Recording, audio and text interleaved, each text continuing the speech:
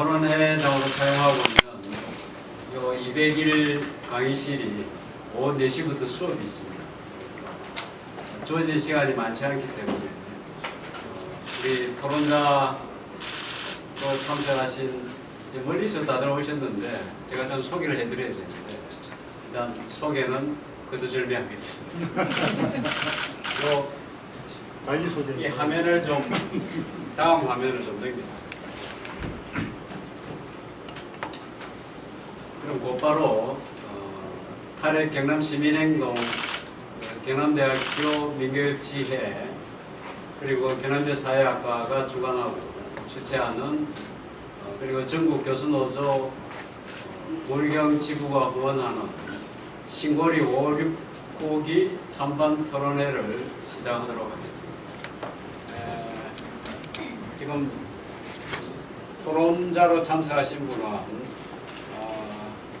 울산가기대 울산가기원 원자력공학과 교수님이신 민병조 교수님, 한국전력 원자력대학원 대학교 교수님인 양정인 교수님, 그리고 동국대 의과대학의 김익준 교수님, 전 원자력안전위원회 위원을 역임하셨습니다. 그리고 탈핵 경남시민행동 공동대표이신 박정건 대표님 참석했습니다.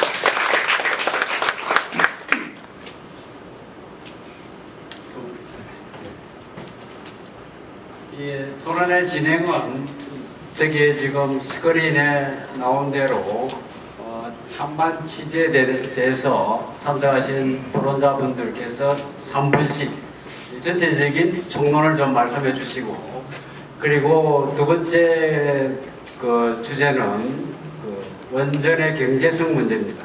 그리고 세 번째는 안전성, 그리고 네 번째로 탈원전 정책과 그 대안이 무엇인지, 다섯 번째는 지금 공론화위원회가 출범했고 벌써 1차 전화조사를 마쳤다고 그러는데요.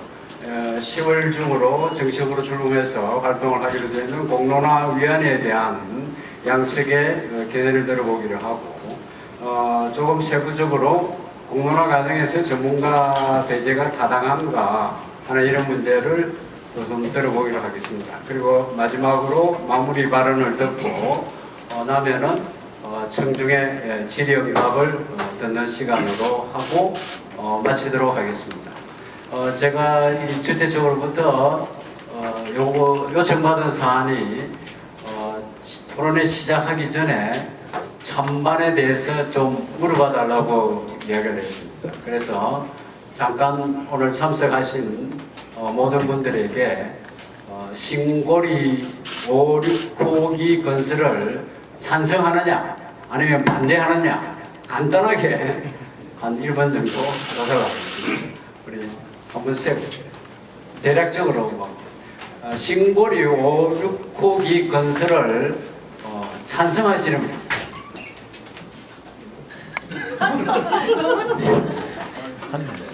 이거 오늘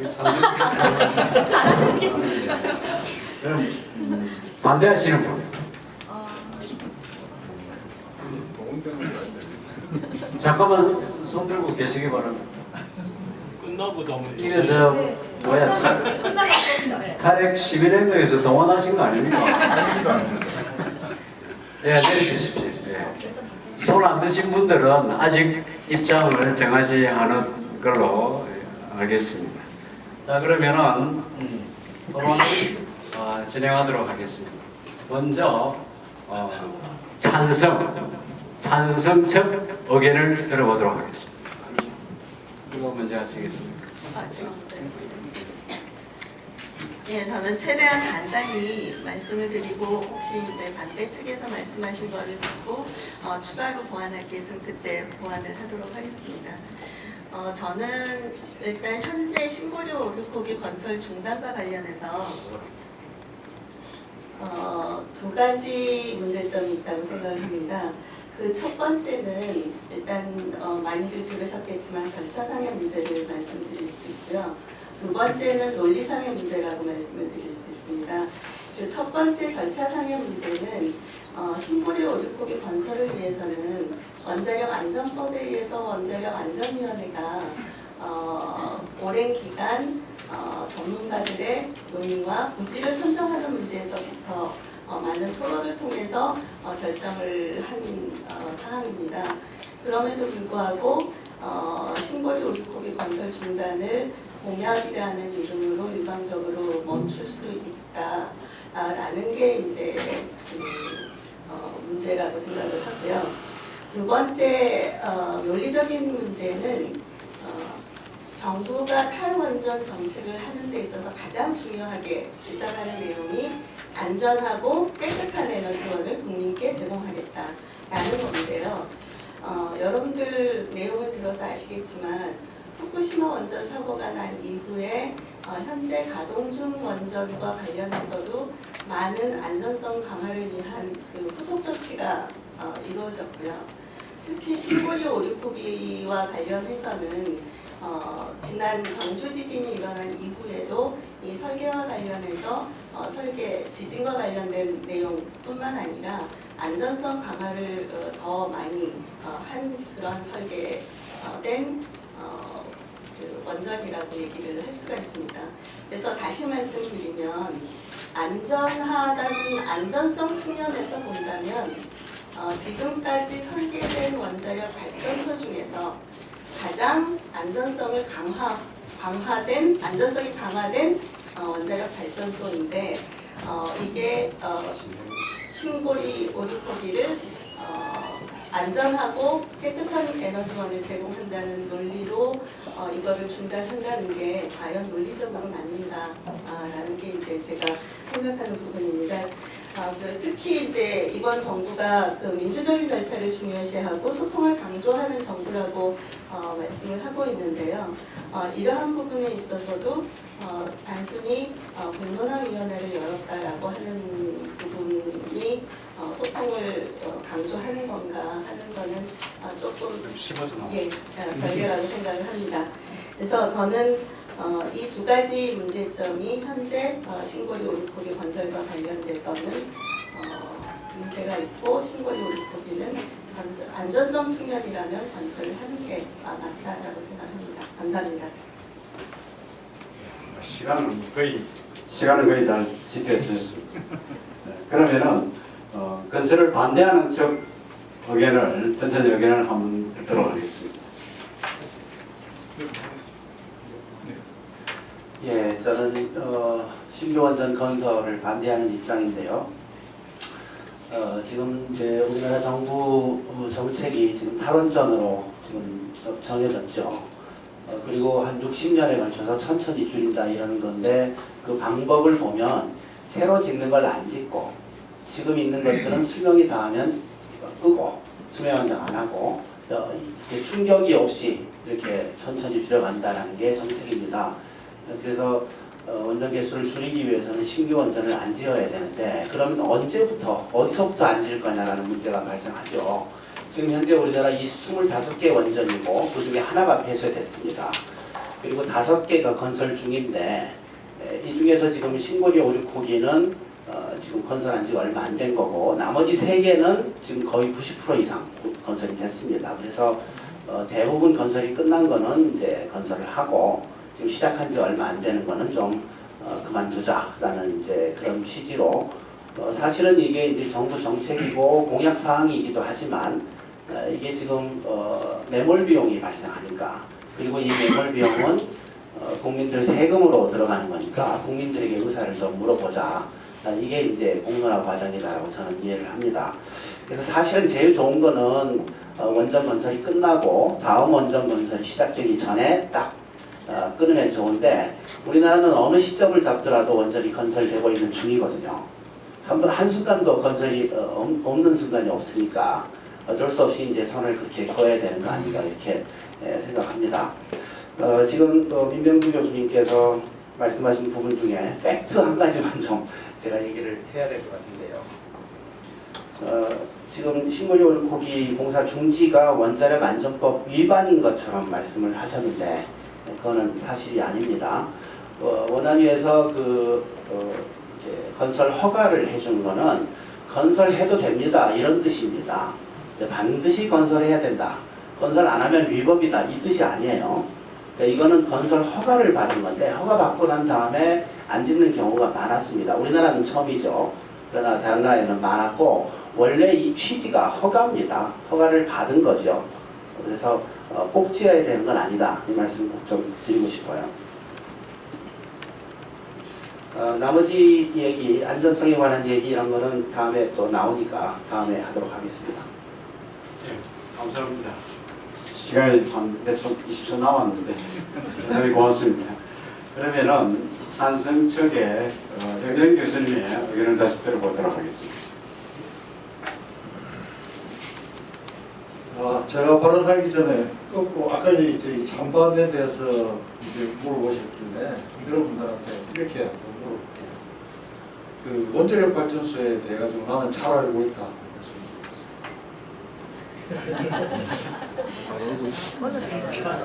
잘 알고 있다.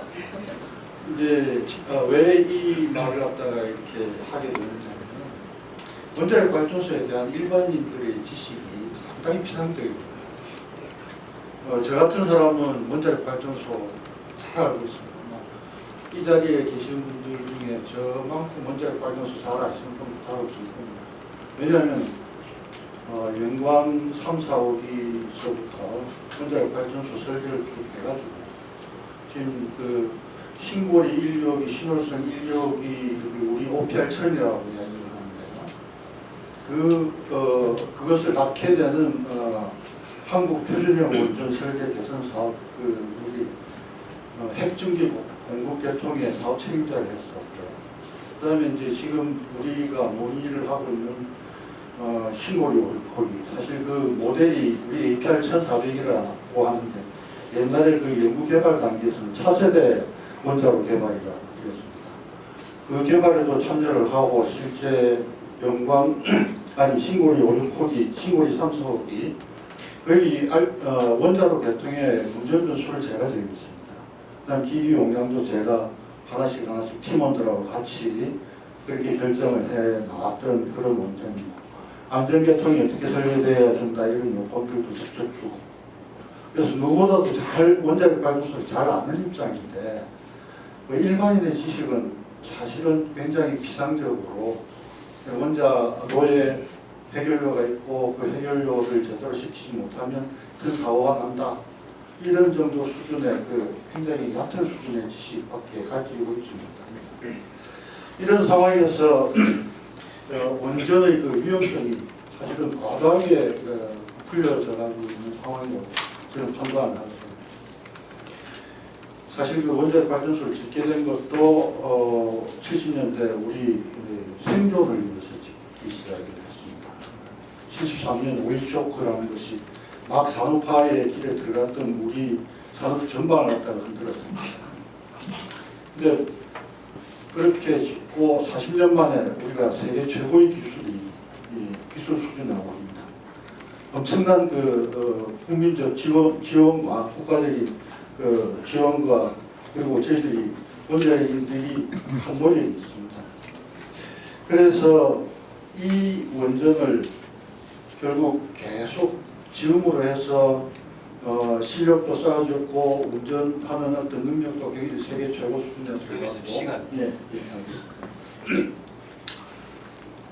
그래서 이제 그러한 수준에 있는데 일반인들은 그 수준에 올라와 있다는 사실 자체를 갖다 잘 모릅니다.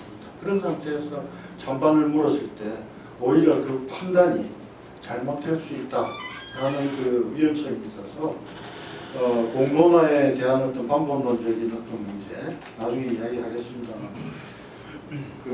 등등의 그런 우려들이 있습니다. 예, 저는 40년 동안 잘 이렇게 해온 에너지 시스템을 급작스럽게 바꾼다는 것은 굉장히 에너지 안보 관점에서 문제가 있다라는 점에서 신고리 거기는 전선이 계속돼야 된다고 판단합니다. 그러면은 이제 반대측 전체적 의견을 한번 더 들어보도록 하겠습니다. 네, 우리 양재 교수님은 이제 원자력에 대해서 이제 교수님이 제일 많이 아신다고 그러는데 저는 원자력의 그 부정적인 면에 대해서는 또 교수도 제가 더 많이 알지도 모릅니다. 저는 한전 사장님의 강진하는까지 다 모니터를 하고요. 한수원 사장님이나 전 세계에 일어나는 원전의 그 위험성이라든지 경제성 관계 전 세계 모든 언론에 나온 걸 다 모니터를 매일매일 하고 있습니다. 저는 직장생활 은퇴한 지 뭐 10년 돼가기 때문에 그것만 모든 걸 하고 파고듭니다. 그래서 어떤 원전의 안전성, 위험성 이런 것에 대해서는 또 교수님 못하게 많이 알고 있다는 것을 좀 참고해 주시기 바라고요.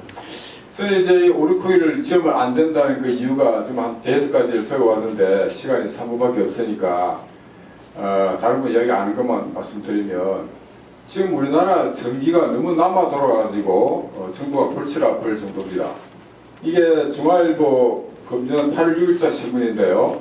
금년 여름 폭염에도 전력 설비 예비율이 34%다. 이 34%면 어느 정도냐면요. 우리나라 원자력 발전소가 24개 있는데 원자력 발전소 30개만큼 전기가 남아 돌고 있습니다. 이 전기가 남아 도는 이 가스 발전소에 대해서는 정부가 돈을 지불해야 됩니다. 이런 상황이기 때문에 전기가 이렇게 남아 도는데 또 그 위험한 원자력 발전소를 또 짓는다는 것을 반대하는 겁니다. 뭐 건설 승인 그 자체 불법성도 많이 있고요. 또 그 승인 난 것이 6월 23일이었는데 작년 9월 12일 날 경주 대지진이 일어났잖아요. 그것만 하더라도 지진은 우리나라 안전지대라고 다 알고 있었는데 3개월도 안 돼갖고 큰 지진이 일어났기 때문에 이것은 다시 점검을 해야 될 상황이 지금 도래되어 있습니다. 그리고 380만이 3km 내에 살고 있는 이런 지역에 원래는 원전을 지으면 안 됩니다. 미국의 규정에 그렇습니다. 우리나라 규정이 없는 것은 미국 규정을 준용하도록 되어 있습니다. 그래서 그것도 지키지 않고 또 한 곳에 지금 10개나 원자력 발전소 짓는 것에 대한 위험성, 이 위험성은 지금 IAEA가 모든 회원국이 이 다수 호기 위험성을 하는데 이 다수 호기 위험성을 평가하도록 권고를 했음에도 불구하고 우리나라는 신고 요구할 때는 그걸 적용을 하지 않았습니다. 소급해서 할 필요 없다는 그런 핑계를 해서 하고 있습니다. 뭐 여러 가지 건설을 하면 안 되는 사람에도 불구하고 건설됐다는 것 이것 때문에 저는 뭐 나중에 뭐 여러 이야기 나오겠지만 돈이 뭐 2조 3조 들어갔다 하더라도 지금 멈추는 것이 훨씬 우리 국민의 안전을 위해서도 또는 경제적으로 봐서도 유리하다. 이렇게 해서 건설을 하면 안 된다. 이런 주장을 하고 있습니다. 예, 고맙습니다. 예, 이제 우리 찬성측과 반대측의 전체적인 그 의견을 좀 들어봤는데 지금 뭐 말씀하시는 거 여러분들께서 들어서 벌써 초점이 뭐가 초점이라는 것을 잘 아시게 된 것 같습니다. 역시 이제 이게 우리나라 에너지 수급에서 경제성이 있느냐 아니면 그럼 경제성이 있는데 안전하지 않은 거 아니냐 아니면은 경제성도 없고 안전하지도 않다 뭐 등등 여러 가지 입장이 있을 수 있겠습니다. 그래서 두 번째 그 세별 주제는 과연 그 원자력 발전소가 경제적이냐 경제성이 있느냐 그냥 우리 대한민국이 미래에도 에너지 전력 수급을 이 원전에 의존할 것인가 말 것인가 아니면 다른 길을 가야 될 것인가 하는 이 문제에서 경제성은 굉장히 중요한 그 핵심적인 사항이라고 할 수 있겠죠. 그래서 이 부분에 대해서 토론을 들어보도록 하겠습니다. 순서를 찬성적이 먼저 했으니까 경제성 측면에서는 반대측의 의견을 먼저 좀 들어보도록 하겠습니다. 아니 저는 아니요 먼저 하겠습니다. 공정하게 해야죠. 원자력의 경제성에 대해서는 사실 그 사이에 정부가 원자력을 추진하는 상황이었기 때문에 굉장히 싸다 이렇게 홍보가 돼 있죠. 그리고 대부분 국민들이 그렇게 알고 있습니다. 근데 사실은 이제 이 경제성에 문제가 있다는 것을 시민사회에는 계속 지적을 했었고, 그리고 사실 외국에서 평가하는 걸 보면 원자력이 비싸다고 평가합니다. 그리고 그 데이터들이 다 나오고 뭐 정부 데이터거나 하여튼 그 계약서 원간에 이렇게 나오고 있어서 사실은 선진국은 30년 전부터 원전을 줄여왔는데 그 제일 컸던 이유가 물론 안전성도 있지만 경제성입니다. 그래서 비싸기 때문에 안 지었다 이렇게 평가하는 게 맞는데요. 어저께 난 뉴스를 보니까 좀 충격적입니다. 해상풍력 발전이 비싼 걸로 되어 있고요. 전 세계적으로. 그래서 다른 나라들 평가도 해상풍력은 아직 원전보다 비싼 걸로 되어 있었는데 이게 지금 영국에서 어제 입찰 결과를 보고 좀 충격적이었죠. 그러니까 원전 비용보다 절반 가격에 입찰이 됐어요. 해상풍력이 영국에서.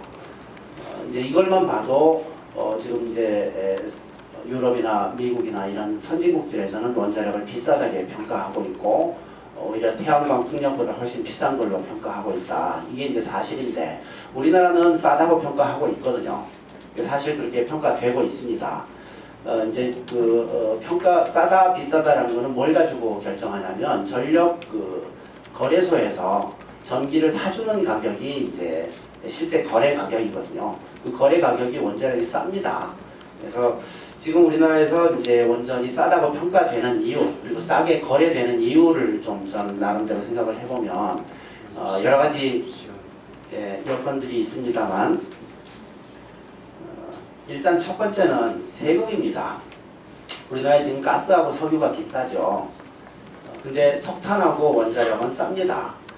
석탄하고 우라늄에는 거의 세금이 안 붙어요. 그러나 석탄하고 석유하고 가스에는 아주 많이 붙거든요. 그러니까 일단 세금 제도 자체가 이 가격 차이를 굉장히 크게 일으킨다는 부분이 있고, 그 다음에 원자력의 그 비용 관련해 가지고 계산하지 않는 부분들이 좀 많습니다.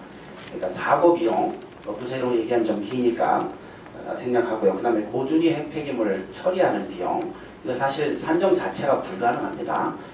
그 다음에 폐로 비용도 지금 외국에 비해서 굉장히 싸게 지금 계산하고 있고 해서 이건 뭐 논란하자면 너무 기니까 이 제목만 좀 말씀드립니다. 그래서 지금 다른 나라에 비해서 이런 부분들이 굉장히 싸게 평가되고 있고 세금 제도도 있고 이렇게 해서 지금 완전히 싸다고 돼 있는데 사실은 그 비용들을 우리가 지금 지급을 안 하기 때문에 고스란히 후손들에게 가게 될 거다 이렇게 생각합니다. 저쪽에 주세요. 넘어갔습니다. 죄송합니다. 지금 반대측에 김익중 교수님이 전체 시간 2분인데 3분 사용하셨습니다. 그래서 박종건 대표님이 시간을 이제 1분으로 제가 저는 뭐 개인적인 제 생각이 있지만 어디까지나 중립적인 위치에서 오늘 토론회를 무사히 마치는 게 제 사회적 임무이기 때문에 엄격하게 하도록 하겠습니다. 그럼 경제성에 대해서 원전 건설을 찬성하는 쪽에 우리 토론자분 예, 시간 2분입니다. 많이 쓰시면 다음 시간이 제가 아까 전에 그 찬반 원자력에 관한 지식 질문을 갖다가 하느라고 쓴 시간 또 카운트를 하셔가지고 지금 뭐 김익중 교수님께서 말씀을 갖다 해주셨는데 외국보다 우리나라 원전이 싼 이유는 있습니다. 우리 반복 건설했고요. 기술 수준이 굉장히 올라가가지고 관리도 잘하고, 그 다음에 우리 기기 공급 체인이 굉장히 간단합니다. 말씀하신 저기 뭐 안 되는 게 많다, 뭐 작게 낸다, 그건 사실하고 다릅니다. 우리 폐기물 저기 관리 비용 이거 세계에서 제일 비싸게 우리 내고 있습니다. 드럼당 1,200만 원이 넘습니다. 그 다음에 저기 우리 그러니까 원전 해체 비용 6,400억을 적립을 갖다가 하고 있거든요. 그 회계상으로 다 그게 비용으로 이미 발전 단가에 들어가가지고 있습니다. 그다음에 영국 해상풍력 말씀하셨는데 기사를 조금 더 이렇게 살펴보셨어야 될 거라고 생각을 하는데 거기 보면 전력 비용만 나옵니다. 그 발전소를 해상풍력 발전소를 갖다 짓는데 자기가 얼마를 받아가겠다라는 그 금액만 입찰을 갖다 한 내용입니다. 영국은 특히 자국 저기 인프라가 원전 건설에 관한 인프라가 무너졌기 때문에 우리보다 애초에 한 3배쯤 비쌉니다. 원전 건설 단가가. 그러니까 당연히 그 발전 단가도 그렇게 높습니다. 근데 그거 절반이라고 해가지고 마치 우리 원전이 경쟁력이 없는 것처럼 말씀하신 그거 아니고요. 해상풍력을 돌리다가 해상풍력이 어베일러블 하지 않을 때 전기를 생산하지 못할 때 바람 안 불 때 그러면은 딴 전원을 돌려야 되거든요. 그런 비용들은 사실은 빨려가지고 있습니다. 사회적 비용으로 우리나라에서 경제성을 따진다 그러면은 그런 부분이 포함돼야 돼요. 요즘 것까지로 말씀드리죠. 지금 어쨌든 여기 영국 풍력 뭐 등등 이야기가 나왔는데 혹시 뭐 그걸 중심해서 반박을 하시든지 시간 1분입니다. 네. 지금 뭐 경제성을 하면 이제 전기요금을 이야기 많이 하는데요. 저는 이제 은행 지점장 출신이라서 원가 계산을 좀 합니다.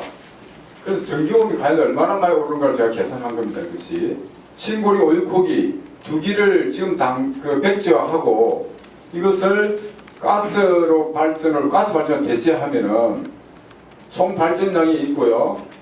요 총 인산되는 금액이 있습니다. 지금 가스와 원전의 단가 차이가 31원입니다. 1kg에. 그래서 그걸 곱하면 거기다 또 가정용을 14%밖에 안 되기 때문에 가정용을 계산하면 한 가구에 한 달에 344원 인상됩니다. 지금 신고리 오일코기 2개를 백지화하더라도 344원이 이런 많이 오른다고 생각하십니까? 이거는 지금 현재 가격으로 그렇고요. 방금 말씀하신 대로 가스 가격은 계속 떨어지고 있고 원자력 발전 단가는 계속 올라가고 있습니다. 지금 우리나라 원자력 발전 단가는 킬로와트당 68원인데 미국 같은 데는 2022년 되면 이게 100원이 넘는다고 합니다. 100원이 넘고 가스는 차라리 70원 떨어집니다. 역전됩니다. 그래서 원자력 발전소가 경제성이 있다는 것은 전혀 사실이 아니라는 것을 여러분들이 꼭 아셔야 되고요. 아까도 우리 교수님 말씀하신 대로 보험을 들 수가 없는 것이 원자력 발전소입니다. 사고 보험을. 대표님. 네, 감사합니다. 경제성 문제에서 1분씩 시간을 더 드릴 테니까. 아, 그렇습니다. 네, 좀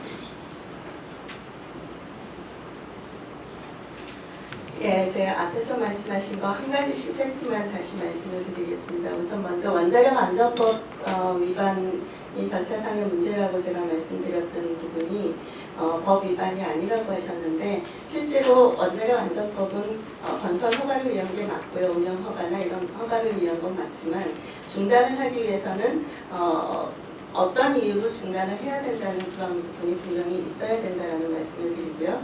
두 번째, 경주 대지진 때문에 안전하다, 불법성이 있다 말씀하셨는데 안전하지 않다라고 말씀하셨는데 신고리 오리코기는 경주 대지진 이후에 지진과 관련해서 0.2G에서 0.3G, 그러니까 7 이상의 지진이 나도 안전하도록 설계가 되어 있다는 말씀을 드리고요.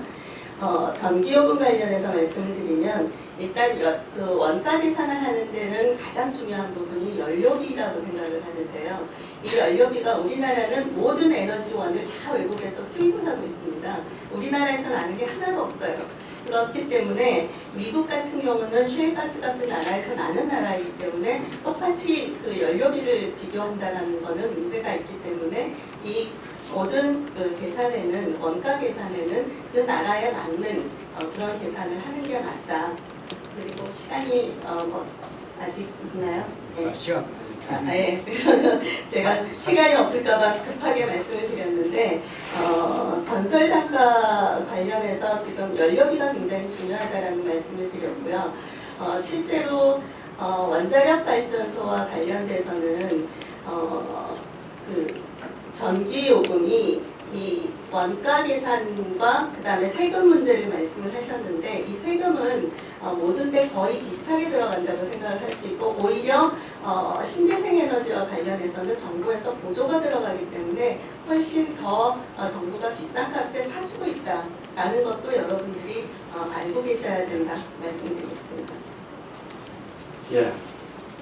경제성 문제는 굉장히 중요한 문제이기 때문에 우리 그 찬반 양측에 2분씩 시간을 좀 더 드리겠습니다. 네, 그 순서적으로 이쪽에 뭐 하시는 게 낫겠죠. 네, 제가 네, 2분 다 쓰셔야 되고 두 분이 나눠서 쓰면 여기 2-2 이 문제 이거죠? 전기요금 아니 그 전체적으로 그냥 2분 경제성. 예. 원자력의 이제 경제성 관련해 가지고는 굉장히 깊게 많은 부분에 대해서 얘기를 해야 됩니다. 그래서 제가 지금 말씀드린 거는 그냥 크게 봐서 선진국에서는 원자력을 비싸게 평가한다. 이건 분명한 사실이고요. 왜 비싼지는 굉장히 좀 분석하기 어렵지만 우리나라에서는 하여튼 원자력이 쌉니다. 이건 분명한 사실입니다. 그래서 어디서 이 차이가 발생하는지 조금 들여다볼 필요가 있다. 그거는 세금부터 시작해서 좀 나야 된다. 이런 말씀을 좀 드린 거고요. 제가 여기 보니까 두 번째 경제성 관련해 가지고 전기요금이 오르지 않겠냐라는 그런 얘기들이 많습니다. 전기요금은 예를 들어서 우리나라가 전기시장이 완전 시장 경제인 경우에는 시장이 전기요금을 결정할 겁니다. 근데 우리나라 전기요금은 정부가 일방적으로 결정합니다. 거의 계획 경기에 비슷하죠. 그래서 지금 연료들에 대한 세금도 정부가 일방적으로 매겨요. 그리고 발전 단가도 정부가 계산합니다. 그리고 전력거래에서 사주는 가격도 정부가 결정합니다. 그러니까 전기요금이 오른다라는 표현은 시장 경제일 때 맞는 얘기지, 이거는 우리나라 같은 경우에는 정부가 전기요금을 올린다 이렇게 얘기해야 됩니다. 그러니까 전기요금이 오를 거냐 말 거냐라는 것은 정부 의지에 의해서 결정되는 겁니다. 세금제도 바꾸든지 아니면 전기 거래 가격을 바꾸든지 그거는 정부가 마음대로 하는 겁니다. 그래서 저는 사실 전기요금이 좀 올리는 게 좋겠다. 왜냐하면 수요 관리를 위해서 이렇게 생각하고 있었는데 이번에 정부가 안 올리겠다라고 얘기를 했잖아요. 그러면 안 오르는 겁니다. 정부가 마음대로 하는 거니까. 그래서 탈원전을 할 경우에 전기요금이 오를 거다라는 거는 정부의 의지에 의해서 왔다 갔다 하는 거지 시장 경제 가지고 설명되는 게 아니다. 이 말씀만 좀 드리겠습니다. 그 이분을 다 쓰지만 할 말이 많으신 것 같은데 좀 쓰시는 방법 시간 쪽에 다시 또 드리겠습니다. 네, 이해 꼭 해야 되겠습니다. 이게 언론에서 지금 보도가 잘 안 되고 있어서 이 보험인데요. 아까 우리 지혜선도 처음에 말씀드렸죠. 보험. 일본 자동차를 운행하면 보험을 들어야 되잖아요. 자동차 아마 1년에 100만 원 정도 보험료를 낼 겁니다. 보험료를. 근데 원자력 발전소는 보험료를 1년에 얼마 내느냐 하면요. 한 193억 정도 내더라고요. 제가 알아보니까 어제. 그런데 이 193억이면은 1kWh의 원자력 단가가 68원인데 1kW가 0.1원입니다. 보험료가 0.1원. 68원 중에서 거의 안 내는 거와 똑같습니다. 그런데 최고 한다고 5천억인데요. 보험으로 물어주는 금액이 5천억. 이거 정부와 보험회사가 같이 공동으로 물어냅니다. 이 정부가 지원해 주는 거죠. 그런데 5천억이 어느 정도냐 하면요. 대형 사고 나면 1000조 이상 날 텐데 우리나라는. 그럼 500조가 사고 났을 때 5천억을 물어준다면 그 이상 거는 다 국민들이 알아서 하는 겁니다. 그러면 자동차 사고 났는데 견적이 500만 원 나왔다. 근데 보험회사 물어내라 그러니까 얼마 물어주는 거와 똑같느냐 하면 500만 원 나오는데 5천 원 물어주는 거와 똑같은 것이 우리나라 현재 원자력 발전소 보험입니다. 여러분. 그 보험 등록을 할 수 있습니까? 보험을 제대로 들면요.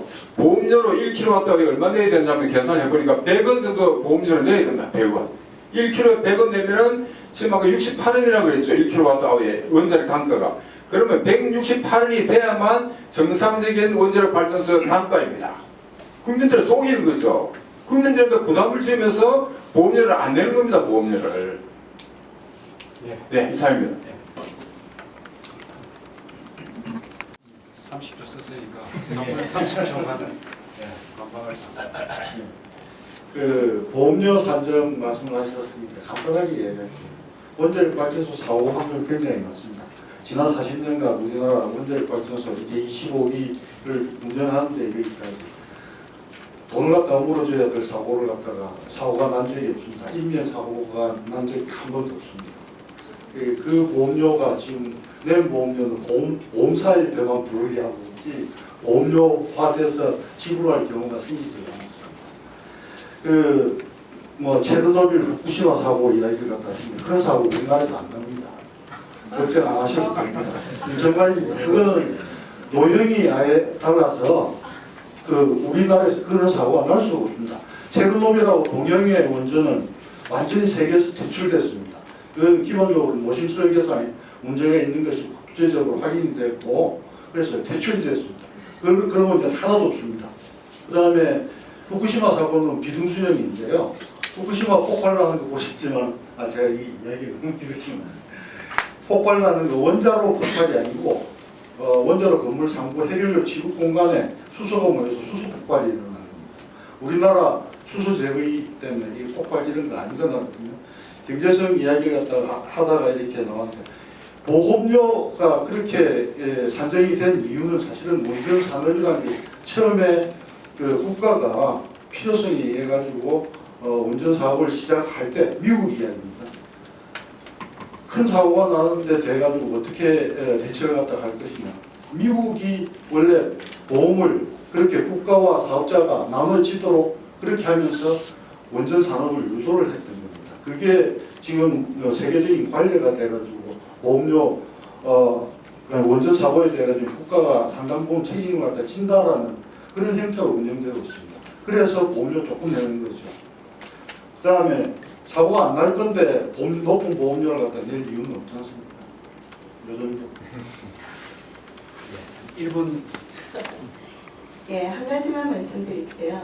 보험료가 193억 낸다고 말씀을 하셨는데 일반적으로 저희 가정에서 목조주택인 경우는 아예 보험회사에서 보험을 들어주지도 않습니다. 보험을 들어준다라는 거는 어쨌든 그 보험 그 가격에 대한 부분보다는 그런 다른 차원의 문제가 있다라고 생각을 하고요. 전기요금 관련해서 정부가 정하기 때문에 전기요금 안 오를 거다. 뭐 그럴 수 있습니다. 정부가 전기요금을 안 올리겠다고 하면 안 올릴 수 있습니다만 결국 그게 어디로 가냐면 결국 국민 부담으로 가는 건 마찬가지입니다. 왜냐면 우리는 에너지원을 다 외국에서 수입을 하기 때문에 이 수입해온 에너지원을 가지고 저희가 전기 생산을 하거든요. 근데 전기요금을 안 올리고 비싼 그 에너지원을 수입을 해온다면 그 수입해온 그 나머지 부분은 어디서 메꾸겠습니까? 그거는 다 결국은 다른 데서 세금으로 내야 된다는 그런 의미가 될 수 있습니다. 나머지는 나중에 또 말씀드리겠습니다. 예, 고맙습니다. 지금까지는 예정한 시간대로 진행이 되어가고 있는 것 같습니다. 이 경제성 문제는 우리 찬성 측이나 반대 측에서도 굉장히 다양한 근거와 논리가 있을 것 같습니다. 또 안전성 문제가 지금 경제성 문제를 이야기하면서도 말미에 또 중간에 안전성 문제가 나왔기 때문에 세 번째 주제로 안전성 쪽으로 옮겨가도록 하겠습니다. 여기서 과연 원자력은 그러면 안전한가? 또 하나 방금 우리 민명주 교수님께서 그 말씀하셨고 양 교수님께서도 말씀하셨는데 우리나라는 뭐 수소 폭발이 없을 것이다. 또 우리나라 원전 기술은 뭐 최신의 것이라서 안전하다. 이런 등등의 충분히 이제 주장해 놓은 거가 있는 것 같습니다. 그래서 안전성 문제는 먼저 신고리 569기 찬성하는 측으로 에서부터 시작하도록 하겠습니다. 각자 발언 시간은 2분입니다. 네. 모자라면 제가 좀 드릴게요. 예, 제가 일부 안전성에 대해서 거론을 했기 때문에 아까 이야기했던 걸 빼고 이제 광범위한 방사선 사고가 날 것이냐 하는 그런 사실 국민적인 우려가 있습니다. 원전 사고가 났을 때 이미 이제 우리와 동형인 가압 경수형 원자로 원전 최초의 그 산업 원전 사고가 미국 쓰리바이 아일랜드에서 1979년에 났습니다. 38년 전이니까. 그 사고가 났으면 오심 절반 이상이 용융이 되고 그 다음에 원자로 건물 안이 평소에 그 방사선 농도의 1000배 이상이 됐습니다. 그렇지만 그 방사선 피해를 입은 주민은 없습니다. 정말요. 그 경남 건물이 방사능 누출을 갖다 막아줬다라는 그 기능 때문에 더 안전하다는 말씀 드려주고요. 우리나라 기술이 얼마나 어떤 수준이냐라고 이야기를 한다면 그냥 예를 갖다 드리겠습니다. 지난 4월에 그 영국의 에너지 장관이 우리나라에 와가지고 자국에 건설하는 무어사이드 원전에 우리나라 참여를 요청을 했습니다. 그러면 뭐 이야기 다 한 거 아닙니까? 저희 영국이 사실은 상업용 원전을 세계 최초로 가동을 했던 나라거든요. 그러나 그 노영 선택이 조금 우리하고 따라서 그렇지만 그 지금 영국이 원전 산업이 사실은 건설에 관한 산업은 붕괴가 돼가지고 외국 힘을 갖다가 받을 수밖에 없는데 그 중에 하나가 우리나라라는 사실. 그러면 우리 최고 수준에 와 있다고 말씀드릴 수 있습니다. 그러면은 이에 대해서 반대 측의 의견을 들어보도록 하겠습니다. 예, 그 안전성 관련해서는 사실 굉장히 할 얘기가 저는 개인적으로 많은데 얘기를 다 드릴 수가 없고요. 일단 기술 수준국 관련해서 이렇게 같이 물어보셨으니까 두 가지를 좀 섞어서 얘기를 좀 드려야 될 것 같습니다. 우리나라가 지금 아랍에미리트에 원전 수출을 했죠. 굉장히 자랑스러워합니다. 근데 이 과정에서 우리가 지금 어느 정도의 이익을 얻었냐, 이게 좀 평가가 굉장히 복잡한 것 같아요. 적어도 우리나라가 원자력 관련해서 원천 기술을 갖고 있지는 않습니다. 그래서 실제로 아랍에미리트에 수출할 당시에 원천 기술을 갖고 있는 미국 회사, 엑텔이라고 하는 회사에게 2조 9천억의 기술료를 지급을 합니다. 그래서 이 회사는 한국이 원전 수출을 다 했는데 가만 앉아서 2조 9천억을 번 거죠.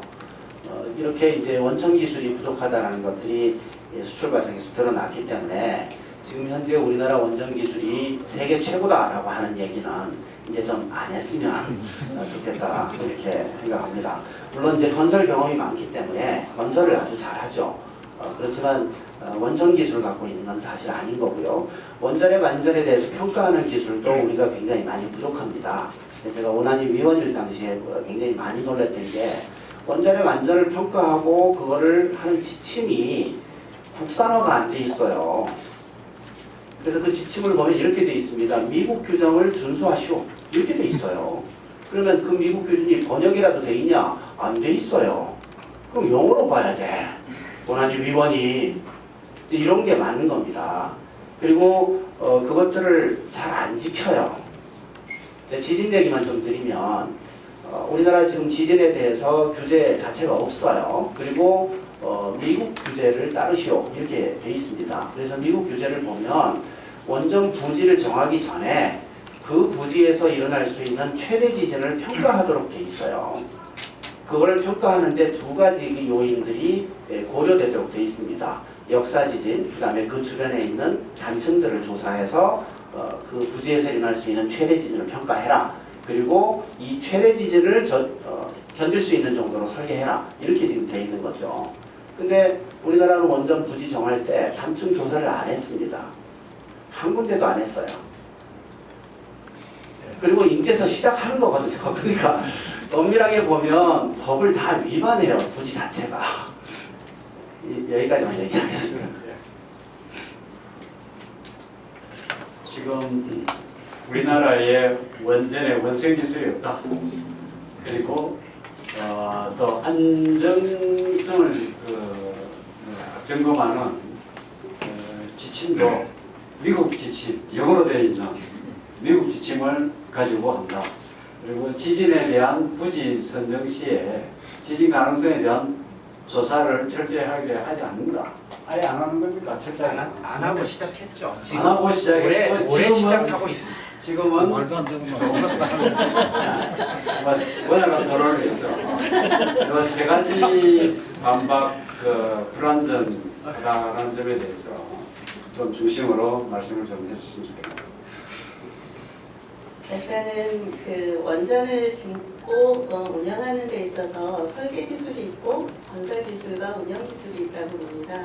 우리나라가 세계에서 가장 자랑하는 부분은 건설과 운영 기술은 세계 탑이라고 얘기를 할 수가 있고요. 그거는 모든 다른 자료를 찾아봐도 나오는 부분이고 원천 기술이 부족하다라고 말씀하시는 것 중에서 이제 설계 기술에서 관련된 코드는 이제 외국에서 가져온 거를 우리나라가 변형해서 사용을 하고 있다 라는 의미입니다. 그래서 원천 기술이 아예 없다라고 얘기하기는 어렵고 물론 그 코드를 우리나라가 사용하기 때문에 미국하고 같이 함께 아랍에미레이트의 원전 설계를 하기 위해서 들어갔다라고 보시면 됩니다. 두 번째는요. 우리나라가 1959년에 원자력 기술 개발을 도입을 하겠다라고 시작을 해서 50년 만에 원전을 수출한 세계 유일의 나라입니다. 그래서 국가 원자력 기구, 국제 원자력 기구 IAEA라고 많이 들어보셨죠?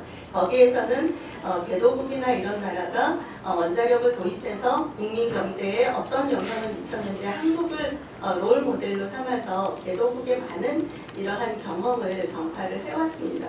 그런 부분만 보더라도 우리나라가 얼마나 짧은 기간 동안에 굉장히 큰 이러한 원자력 기술이 발전을 해서 기술 수출까지 하게 됐는지 그거를 단적으로 보여주는 부분이라고 말씀드릴 수 있고요. 지진과 관련한 부분은 사실 우리나라는 이 사이언스 파트, 그러니까 연구 개발을 중점적으로 시작한 게 그렇게 역사가 길지는 않습니다. 그러다 보니까 지진과 관련된 그러한 부분도 우리나라는 지진이 많지 않기 때문에 관심을 많이 덜 둔 것은 사실이지만 전혀 하지 않고 그냥 했다라고 하는 것은 좀 과하게 말씀하시는 것 같습니다. 네. 안전성 이야기 좀 예. 네, 뭐 사고 날 때마다 우리나라 원자력은 노행이 닫아서 괜찮다 그러면서 계속 사고는 났습니다. 우리는 안 났죠. 쓰리마일 이제 우리도 곧 날 겁니다. 왜냐하면 왜 나냐면 우리나라는 절대 안 난다는 신념을 가지고 있으면 그때 이제 사고 나는 것이죠. 싸움하면 안 되는데. 그래서 제가 우리나라가 물론 그 과학자들 기술은 뭐 좋다고 할 수 있겠습니다만 그걸 시공하는 사람이고 운영하는 사람이 문제인 것입니다. 이건 KN에서 뉴스에 나왔던 사진인데요. 원자력 발전소는 전기를 만들지만 외부에서 전원이 더 공급이 안 되면 바로 폭발하는 겁니다. 첼로비는 전원 공급이 끊기고 4초 만에 폭발했습니다. 그런데 고리 1호기에서 전원이 6가지 있습니다. 전원 공급선이. 근데 6가지가 다 블랙아웃 됐습니다. 여러분 6가지 전원 공급선이 다 끊긴다는 게 기적 아닙니까? 근데 끊겼습니다. 그래서 그 대체로 내어나온 것이 이동용 비상 차량 전기 발전기를 샀습니다. 25억 주고. 그래서 부산시장도 부르고 해서 시운전을 한다고 불러놓고 스위치를 누르는데 이 비상 전원이 켜질 않습니다. 방전이 된 사실을 모르고 버스를 끌고 와서 시운전을 한다고 했습니다. 이게 KNN 뉴스에 그대로 잡혔습니다. 이러는데 우리나라가 운영기술이 세계 최고라고 할 수 있겠습니까, 여러분? 사람을 믿기 어렵기 때문에 사고가 나는 겁니다. 원자력 발전소는 100% 사고를 방지할 수가 없는 것을 누구나 인정하는 겁니다. 그래서 일본에 정직 총리를 했던 분이 6분이 다 원자력 건설을 반대하고 있습니다. 노다, 무라야마, 하토야마, 코소바, 고이즈미, 칸나토 전직 총리 6분이 왜 원자력 발전소를 반대하겠습니까, 여러분? 자기가 총리할 때 원자력 건설 승인 건설 국민 앞에 사과한다. 일본은 절대로 원자력 발전하면 안 된다고 운동을 하고 있습니다. 일본이 우리보다 기술이 떨어진다고 여러분 생각하십니까? 절대 그렇지 않다고 생각합니다. 네. 네. 지금 원자력 사고에 있어서 전원이 원자력 발전소에 제공되는 전원이 굉장히 중요하다는 점을 지적합니다. 제가 알기로도 후쿠시마가 쓰나미 피해도 있었지만 그걸로 인해서 전원이 끊김으로써 사고가 굉장히 더 커졌다 이렇게 알고 있는데 이 부분에 대해서 조금 설명을 하시면 좋겠네요. 예. 그 체르노빌 이 전원이 끊긴 지 4초 만에 폭발했다 이런 거짓말이 전원이 들어와 있는 상태에서 출력 폭주가 일어났습니다. 해협에서는 안 될 운전을 갖다가 하는 바람에 그게 그렇게 되고 우리나라는 그런 출력 폭주라는 게 일어나지 않도록 그렇게 설계되어 있습니다. 그다음에 6개의 그 전력선이 다 차단됐다고 말씀하신 하실 앞에서 네. 그 어디서 그랬습니까? 뉴스에 나와. 아니 그 뉴스는 그건 오보입니다. 외부 전문이 3개 있죠. 비상발증이 2개 있죠. 수동 비상발증이 1개 있죠. 6개가 아니 그게 언제 다 나갔냐고요? 2012년 2월 9일입니다. 날짜가 저는 알고 있습니다. 네, 그 고리 고리 1호기. 이야기하는 고리 1호기입니다. 고리 1호기입니다. 고리 1호기에 정비하다가 그 정전한 그 아닙니다. 뉴스에 다 나왔습니다. 아니 글쎄 말입니다. CNN 뉴스에 나오고 다 인터넷 그러니까 팩트는 팩트대로 고리 이야기를 해야 된다고. 고리 1호기 블랙하고 사건으로 치면 나옵니다. 운전 중에 그런 일이 일어난 것이 아니고 운전 중이 아니었습니다. 그게 네. 점검 중이었습니다. 아웃티지 중에 점검을 갖다가 하다가 실수로 전기가 나갔죠. 운전 중에 그랬다면 큰 사고 났겠죠. 그렇죠. 그때 예방 점검 중에 다행히 그러고 그런 사고가 났기 때문에 큰 사고 안 난 겁니다. 우리나라 참 운이 좋은 그런데 나라는 그게 6개가 다 끊겼다고 이야기하시면 안 되고요. 예, 이제 대충 뭐 팩트 체크는 지금 현장에서 못하니까 예. 여러분들이 나중에 아니 해보시고 말씀할 때 일단- 드리는 중에 말씀을 치고 들어오셔가지고 제 시간으로 카운트를 하시면 안 돼요. 이제 다시 가운데는 제가 다시 하니까. 아까 전에 그 백텔 이야기하셨는데 백텔 아니고요. 저기 우리가 기술로 이야기를 하셨는데 백텔 아니고 웨스팅하우스입니다. 제가 진짜 원통한 일이 있어서 이 말씀 꼭 드려야 되겠습니다. 이것이 2조 9천억이라 말씀하시는데 공 하나 더 붙었고요.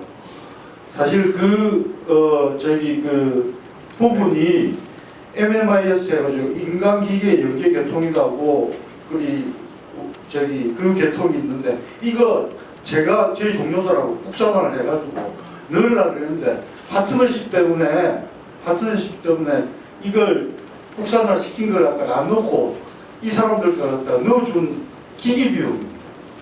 그걸 뭐 아까 전에 말씀하다 이상하게 하셔가지고 정말 이게 속이 뒤집어지려고 그다음에 이제 정말 이 단층 조사 안 했다라는 이야기를 갖다 하시면 정말 원한이 자체를 갖다가 모독하는 거고요. 우리나라를 모독하는 거고요. 그 정도 하겠습니다.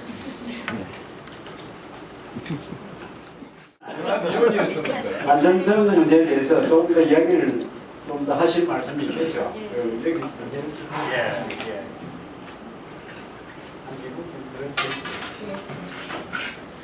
우선 이제 박 대표님께서도 말씀을 하셨지만 3마일 체르노빌 후쿠시마 사고에서 가장 원인으로 삼는 거는 물론 후쿠시마는 지진 이후에 들어온 쓰나미라고 얘기를 하지만 휴먼 에러, 그러니까 사람이 인적 오류라는 말을 많이 하고 있습니다. 그러니까 다시 말하면 아무리 설계가 잘 되고 기술이 발달되고 아무리 잘해도 운전하는 사람이 잘못하면 사고가 날 수 있다라는 것은 원자력 그 발전뿐만 아니라 모든 거에 우리 사회 모든 거에 통용되는 내용이기 때문에 저는 항상 이런 부분에 있어서는 그 제대로 된 경험 많고 우수한 인력이 안전과 관련된 일을 투명하게 그리고 책임감 갖고 의무적으로 일을 해야 된다라는 말씀을 드리고 싶고요. 두 번째는 그거는 다른 문제고 실제로 이제 안전성 관련해서 후쿠시마 원전 사고가 난 이후에는 중대 사고, 그러니까 다시 말하면 원자로 그 안에 있는 가운데 있는 해결료가 녹아내려서 그게 이제 밖으로 퍼져나가는 부분을 얘기를 하는데요. 이 중대 사고 대처 설비가 신고리 오류코기에는 들어갔습니다. 왜냐면 그 이전까지만 해도 우리나라에는 중대사고 관련된 법률이 없었습니다만 제가 국회에 있을 때 이 중대사고가 중요하기 때문에 이 관련된 대처를 하도록 중대사고 관련된 법을 원자력 안전법에 넣어서 입법을 했고요. 그거를 근거로 해서 신고리 오류코기에는 중대사고가 났을 경우에 밖으로 사람들한테 그런 방사성 물질이 나오지 않도록 하는 그러한 대처 설비가 들어가 있다라는 말씀을 드리겠습니다.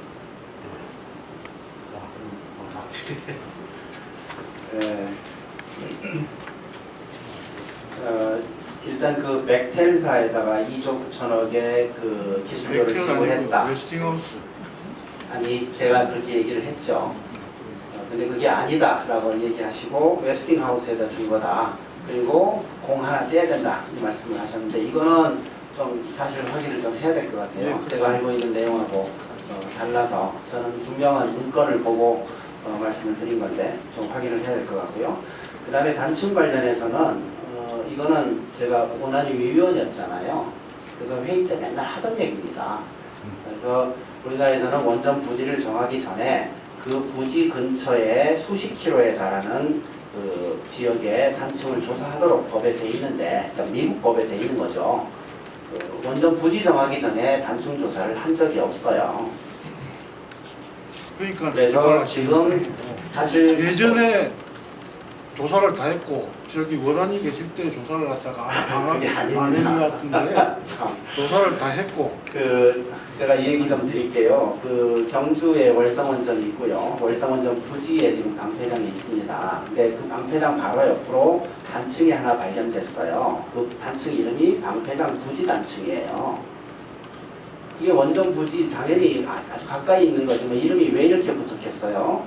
방패장 공사하다가 우연히 발견한 겁니다. 양산단층이 요즘 굉장히 말이 많지만 그 양산단층도 방패장 부지의 안전성을 조사하기 위해서 발견한 게 아닙니다. 경부고속도로 공사하다가 우연히 발견한 거죠. 그런 것들이에요. 그래서 원전 부지의 안전성을 평가하기 위해서 단층 조사를 최근에 시작한 겁니다. 올해. 이거는 팩트니까. 그거는 재조사를 갖다 요구해서 한 거고요. 재조사요. 여태까지 지금 발견된 단층들은 어쨌거나 우연히 다른 일 때문에 아니 발견된 환경단체가 것들이고 강하게 요구해서 재조사를 갖다 하도록 그렇게 요구를 했지 않습니까? 그래서 시행한 걸 두고 안 해서 했다고 그렇게 말씀하시네요. 참, 예, 이거는 뭐 이렇게 얘기하시니까 아니, 예. 팩트를 가지고 이야기를 하셔야지. 그렇게 하는 거 저는 팩트 이야기 좀 하겠습니다. 아니 지금 단층 조사를 이제 시작한 거예요. 그거는 좀 재조사를 시작한 겁니다. 네, 저는 팩트 막치 얘기하겠습니다. 며칠 전 신문에 함께 4호기에 경남 용기에 구문이 숭숭 뚫렸다는 거 뉴스 보셨죠? 그 다음에 아주 핵심 기관인 전기 발생기에 쇠망치가 20년, 20년 동안 들어있던 것도 보셨죠? 아무리 기술이 좋으면 뭐합니까? 이게 시공하는 사람이 엉터리로 시공하면 아무 소용이 없고요. 그 다음에 그렇게 100% 안전하고 우리는 뭐 후쿠시마 같은 사고가 안 난다고 이렇게 양 교수님처럼 확신하시면 서울에다 지어야 될 거 아닙니까, 여러분? 근데 그러니까 또 어떤 사람은 서울에 땅값이 있어서 안 된다고. 여의도 공원은 국유지입니다. 여의도 공원 하나 없다 해서 공원이 서울에 땅이 많이 있는데 그 공원에다가 원자력 발전 지으면 되지 않습니까? 한수원 사장 하던 김종신이라는 사장이 지금은 감옥에 가 있는데 이분이 기자들한테 그랬습니다. 서울에도 기술적으로 짓는데 아무 문제가 없다고 했습니다. 그럼 왜 안 짓는다 그랬더니 사람이 많아서. 그게 무슨 이야기입니까, 여러분? 부산에는 사람이 많지 않습니까? 이거는 100% 안전을 장담하지 못하기 때문에 서울에 안 짓는 겁니다. 근데 100% 안전하면 되겠습니까, 여러분? 우리 집 반박할 시간이 있습니다. 사람 각각 있는데 아니 그냥 1분. 방금 우리 이제 박경 말씀. 제가 30분 안전이라는 거는 기술과 관련된 안전이라는 거는 100%라는 말은 없다고 생각을 합니다. 그래서 항상 새로운 기술이 나오면 언론 리스크라는 게 있기 때문에 항상 그런 부분을 예측하고 감안해서 안전과 관련해서 설계도 하고 기술 개발도 한다. 이 부분은 다시 한번 말씀드리고 싶고요. 나머지는 양 교수님께 양보하겠습니다. 조금 한 30초. 30초. 시간을 공평하게 제가 드리니까 제가 안 쓰고 말이지. 예, 고맙습니다. 예. 그래서 지금 이게 경제성과 안전성에 관해서는 사실 아마 관점의 차이도 있는 것 같고 또 한편으로는 이 문제에 관해서 뭐 기술적이라든가 과학적이라든가 이런 관점 외에도 사회윤리적 관점도 충분히 있는 것 같습니다. 이제 그 부분은 나중에 이제 공론화위원회 관련 부분에서 좀 말씀을 해주시면 좋겠거든요. 이렇게 서로 양측의 주장이 팽팽히 맞서는 이 원자력 발전, 핵발전소를 가지고 그런 이걸 서서히 탈원전한다고 했을 때 이제 문재인 정부는 탈원전을 표방해 놨습니다. 그럼 과연 대안이 있느냐 하는 문제로 잠깐 토론 주제를 옮기도록 하겠습니다. 그럼 현 정부가 탈원전 주장하고 나오고 또 우리 탈원전 하자는 측이니까 이쪽 이야기를 좀 먼저 들어보도록 하겠습니다. 네, 이번 정도 뭐 대안이 앞에서 2분이니까 깜빡 2분. 사실 탈원전이라고 이제 이름이 붙었지만 내용적으로 보면 이제 에너지 전환 정책입니다. 크게 보면 석탄하고 원자력은 줄여간다. 그리고 재생에너지를 늘린다. 근데 재생에너지 늘리는 데 시간이 걸리기 때문에 중간에 LNG를 일시적으로 좀 늘린다. 이런 정책이라고 보시면 될 것 같아요. 그래서 재생에너지가 이제 가능하냐, 이게 이제 제일 중요한 건인데, 전 세계적인 통계만 먼저 좀 말씀드리도록 하겠습니다. 전 세계적으로 지금 현재 만들고 있는 전기 전체 중에 25%를 재생에너지로 만들고 있습니다. 원자력은 10% 정도를 차지하고 있죠. 그리고 더 중요한 문제는 전 세계적으로 이 재생에너지 비중이 1년에 거의 1%씩 증가하고 있거든요. 그래서 5년 후에는 30%가 될 것 같아요. 그리고 이 추세가 그냥 유지된다면 25년 후에는 50%, 75년 후에는 100%가 되는 거죠. 근데 1년에 1%씩만 증가할 거냐? 저는 그렇게 안 봅니다. 왜냐하면 기술 개발이 계속되고 있고 가격이 계속 낮아지고 있기 때문에 그 투자 액수는 산술급수 쪽으로가 아니고 기하급수 쪽으로 늘지 않겠냐 이렇게 생각합니다. 제 바람도 좀 들어가긴 했지만 사실은 저는 한 40년 정도, 늦어도 50년 정도 후에는 전 지구에서 만드는 전기는 적어도 재생에너지로 대부분 만드는 날이 오지 않겠냐 이렇게 저는 기대를 합니다. 그리고 그런 계산도 하고 있고요.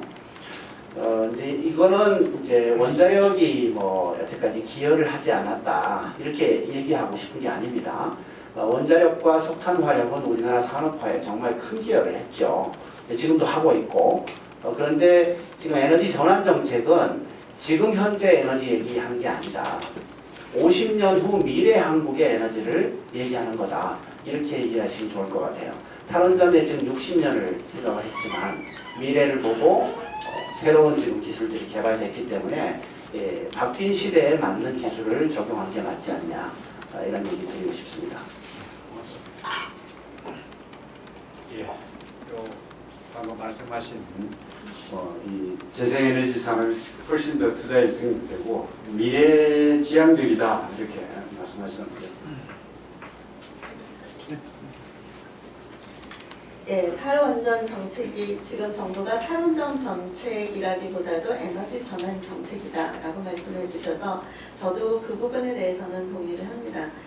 에너지 전환 정책을 할 때 가장 우리가 생각을 해야 될 부분이 뭔가, 그러니까 에너지를 50년 후, 100년 후까지 우리나라가 지속가능 발전을 하고 환경이 깨끗하게 하기 위해서 어떤 정책을 피는 게 좋은가, 이런 부분에 대해서 같이 공론화하고 하는 것은 굉장히 중요한 일이라고 생각을 하는데요. 다만 여기에서 신재생으로만 다 갈 수 있느냐, 그거는 또 아니라고 봅니다. 그렇다고 원자력으로만 다 갈 수 있느냐, 그것도 아니라고 봅니다. 우리나라 환경에 맞는 부분을 어떻게 선택을 하고 선정을 해서 갈 거냐, 이게 중요한 거죠. 거기에는 경제성 부분도 들어가겠지만 기후변화와 관련된 부분도 들어가야 될 거고요.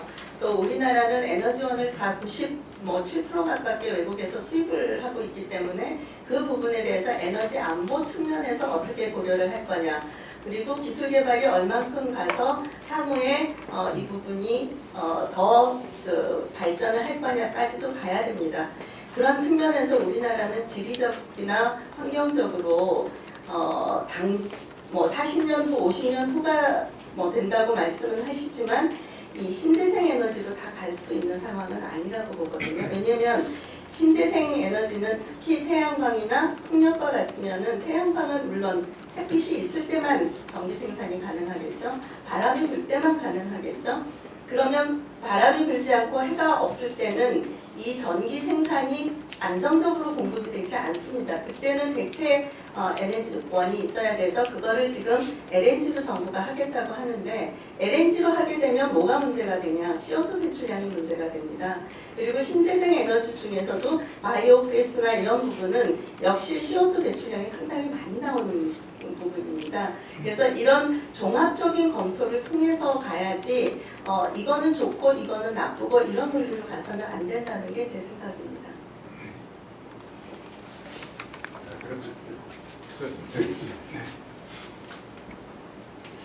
네, 이게 2016년 그 조선일보 기사인데요. 이분은 우리 민 교수님하고 같은 그 울산과기원의 석상일 교수님이신데 이분이 뭐라 썼냐면 태양광 4년 뒤면 석탄보다 발전 비용 싸지요. 4년 뒤라서 지금 3년 뒤입니다. 2020년 되면 태양광이 석탄보다도 싸진다. 그러면서 이분이 뭐라냐면 실리콘 태양전지 모듈 가격이 30년 전보다 지금 1000배가 떨어졌습니다. 30년 전에 70달러 하던 것이 지금은 0.7달러 됐습니다. 1000분의 1로 떨어집니다. 1000원 하던 것이 1원이죠. 그걸 거의 공짜 아닙니까? 그죠? 1000원 하던 게 1원이면 공짜죠, 여러분.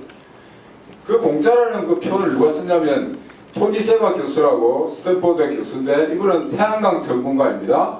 이분이 이 책에서 그렇게 썼습니다. 앞으로 태양광 발전은 공짜가 될 것이다. 연료는 태양광은 하나님은 천국을 보내지 않는 거 다 아시죠?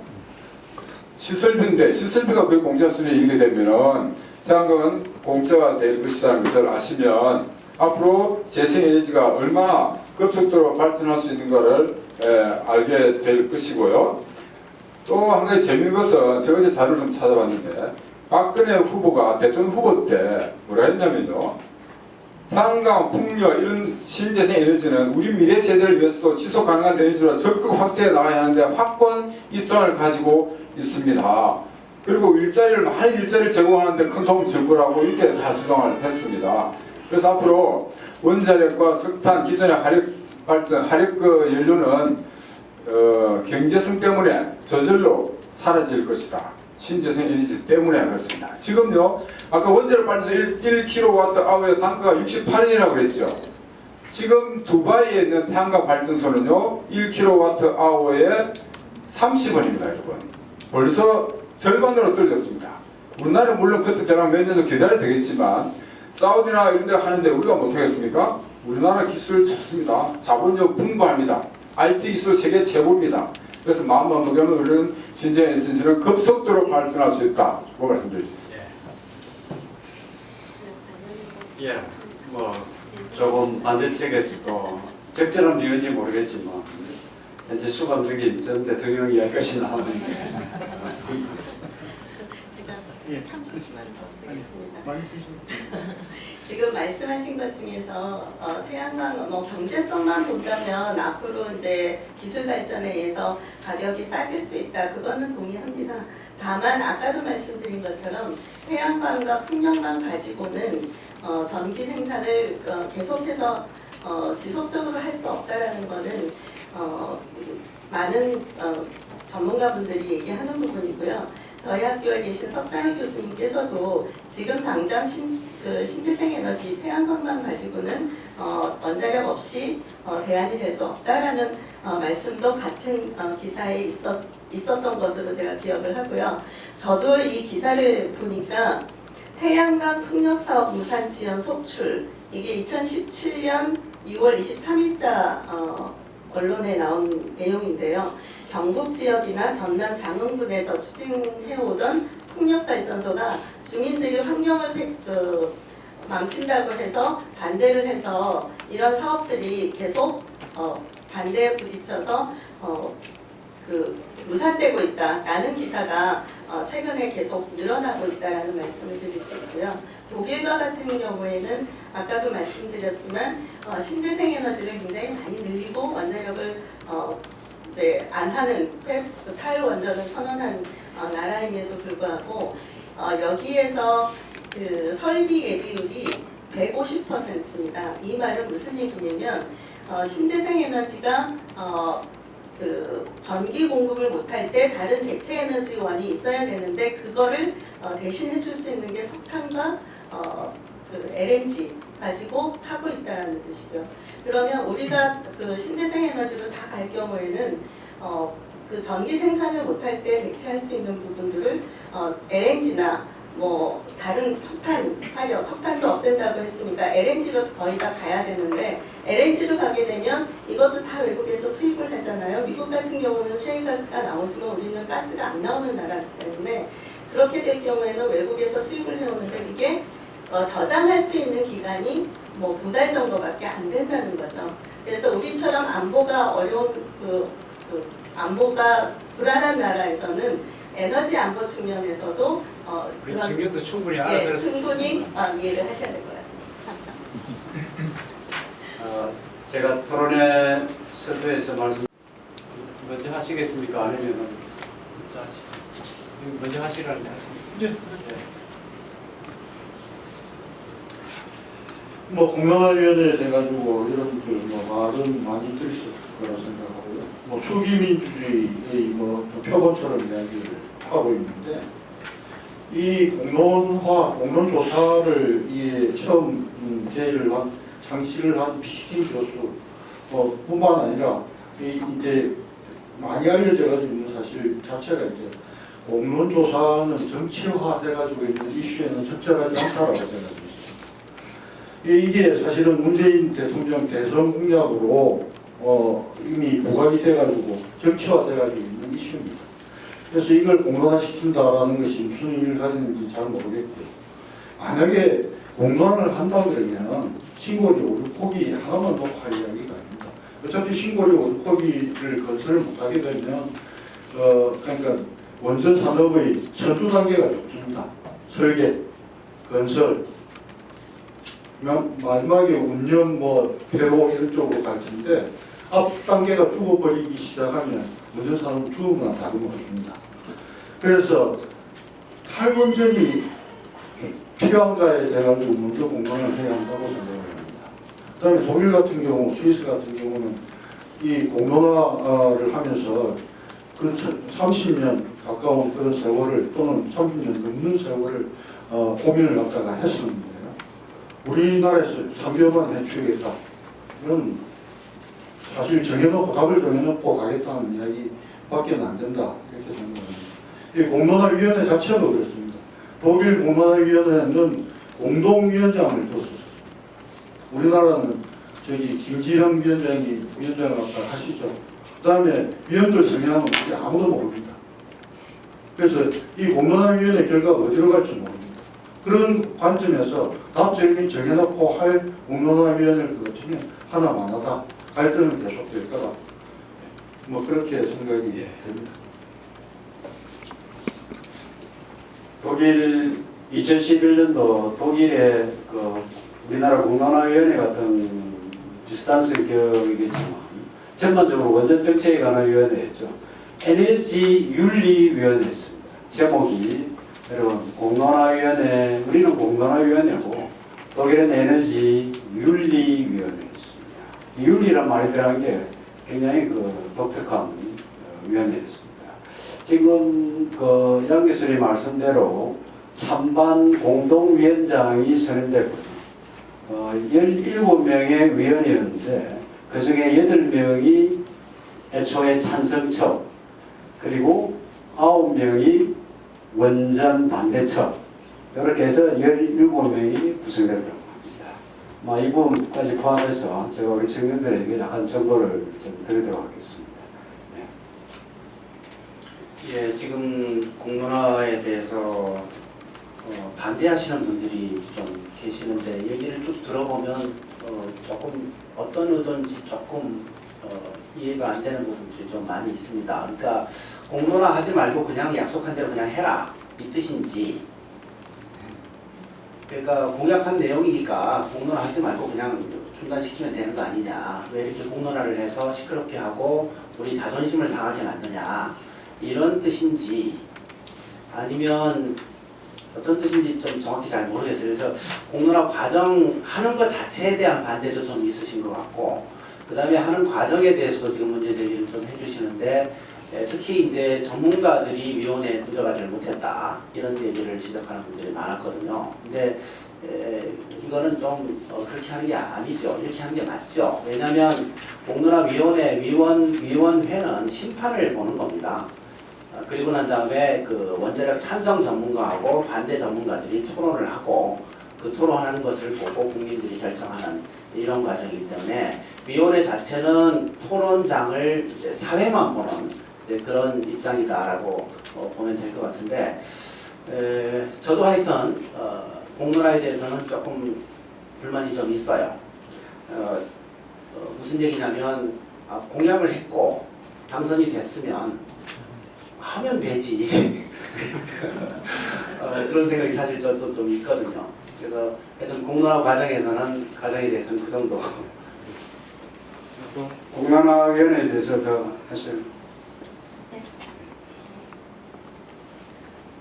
저는 이제 처음부터 말씀드린 것처럼 공론화위원회가 만들어지는 것 자체에 대해서 이제 절차적인 문제점을 말씀을 드렸는데, 그럼에도 불구하고 공론화가 또 총리 훈령으로 만들어졌고 진행되기 때문에 저는 이왕 정부에서 이렇게 하겠다고 해서 진행이 되는 거라면 최대한 투명하고 객관적인 결론을 국가를 위해서, 국민을 위해서 낼 수 있도록 그런 그 과정을 거쳤으면 좋겠다라는 바람이고요. 그러기를 위해서는 사실 뭐 두 분이 말씀은 하셨지만 기간적으로도 좀 짧고, 또 전문가들이 잠깐 이렇게 토론을 한다 해도 그거를 듣고 판단을 하는 부분에 있어서도 많은 공부를 해야 되는데 그럴 만큼 충분한 시간이 있는가 하는 것은 의문점이 있습니다. 그럼에도 불구하고 정부가 지금 그렇게 해가고 있기 때문에 거기에 최대한 올바른 선택, 올바른 판단을 할 수 있도록 도와야 된다라는 게 제 개인적인 생각입니다. 저는 이 공론화위원회가 그 국무회의 논의를 거쳐서 국무총리 훈령을 됐기 때문에 절차성에 전혀 하자가 없다 생각하고, 우리나라 행정 절차법에도 중요한 결정을 할 때에는 국민의 의견을 최대한 활용을 해야 된다는 게 규정이 있습니다. 그래서 이제 중요한 결정할 때 국민의 의견을 물어본다는 것 자체에 대해서 이렇게 부정적으로 하는 것은, 지금까지 우리나라는 전문가들이나 또는 고위 공무원들이 자기들끼리 쓱싹쓱싹해서 결정했던 것을 이제 국민들이 좀 참여해서 국민들의 의사를 물고 하겠다 그러니까 무슨 기득권 침해를 당한 것 같은 이런 생각에서 그렇게 자꾸 반대를 하는 것 같은 느낌이 들고요. 저는 3개월도 결코 짧지 않다고 생각을 합니다. 독일 같은 경우는 8주 만에 전체 탈원전 정책 자체를 결정했습니다. 우리는 단 2기 건설하냐 마냐 가지고 하기 때문에 얼마든지 2박 3일 합숙하고 토론 과정을 거치면 3개월이면 충분하다, 이런 생각을 가지고 있습니다. 네. 독일에 제가 보니까 독일의 에너지윤리위원회는 100회 이상의 회의와 각종 토론회를 개최했다고 그러더라고요. 그리고 이 문제는 뭐 여러 가지 다양한 측면에서 시몰이 5,6호기 건설 중단이냐 아니냐는 전체적인 에너지 정책과 분명히 관련이 있고, 결국 전문가들의 의견이 갈릴 텐데, 문제는 이제 우리 사회 시민들의 다수가 무엇을 선택하느냐에 굉장히 중요한 기로에 놓이다고 할 수 있겠습니다. 오늘 짧은 시간에 중대한 문제를 다루기에는 사실은 뭐 처음부터 조금 부족했다는 생각이 듭니다. 그렇지만 끝까지 우리 자리를 지켜주신 청중들도 질문이 여러 가지 있을 거로 생각합니다. 일단 청중들의 질문을 듣고 오늘 참석하신 분의 마무리 발언은 나중에 듣도록 하겠습니다. 예. 그럼 지금까지 긴 시간 토론을 열심히 경청해 주신 분들께 질문할 기회를 드리겠습니다.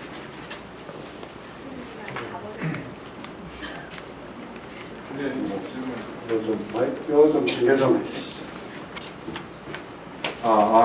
수업 있는 저 마이크는 좀 앞에 좀 갖다 대고 예. 말씀하세요. 들립니까? 오늘 이렇게 귀한 토론을 해주셔서 정말 감사합니다.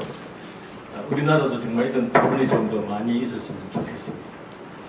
저는 이렇게 듣는 입장에서 사실은 정말 팩트만 좀 듣고 싶었는데 찬반의 그 차이가 상당히 있는 것 같습니다.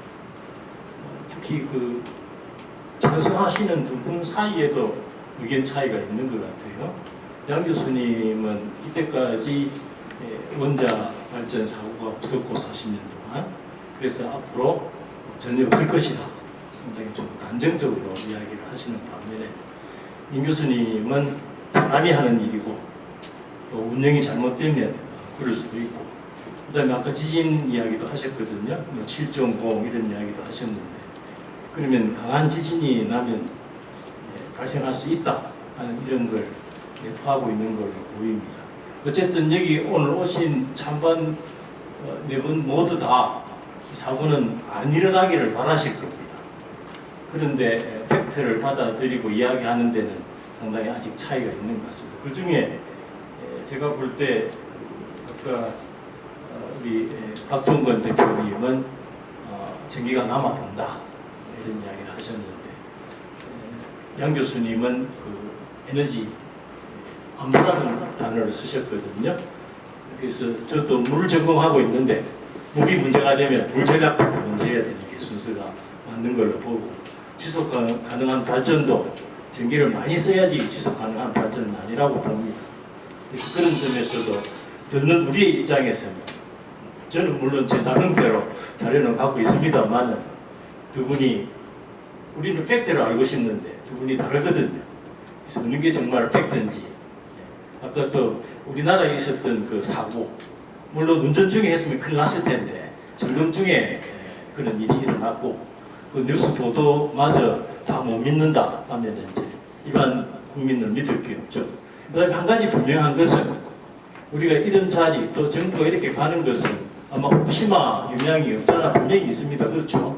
우리가 같이 걱정을 하지 않습니까? 단층이 뭐 조사가 됐니 안 됐니 제가 볼 때는 제대로 조사를 안 한 걸로 알고 있지만은 어쨌든 거기에 더 정확한 팩트가 있어서 일반 대중들이 혼동이 없었으면 하는 이런 마음이고 그리고 아까 그 말씀은 같이 찬성을 하셨는데 에너지 전환이다. 저는 맞다고 생각합니다. 이제 서서히 하는 것이고 세계적인 추세도 신재생 에너지 쪽으로 많이 가고 있지 않습니까?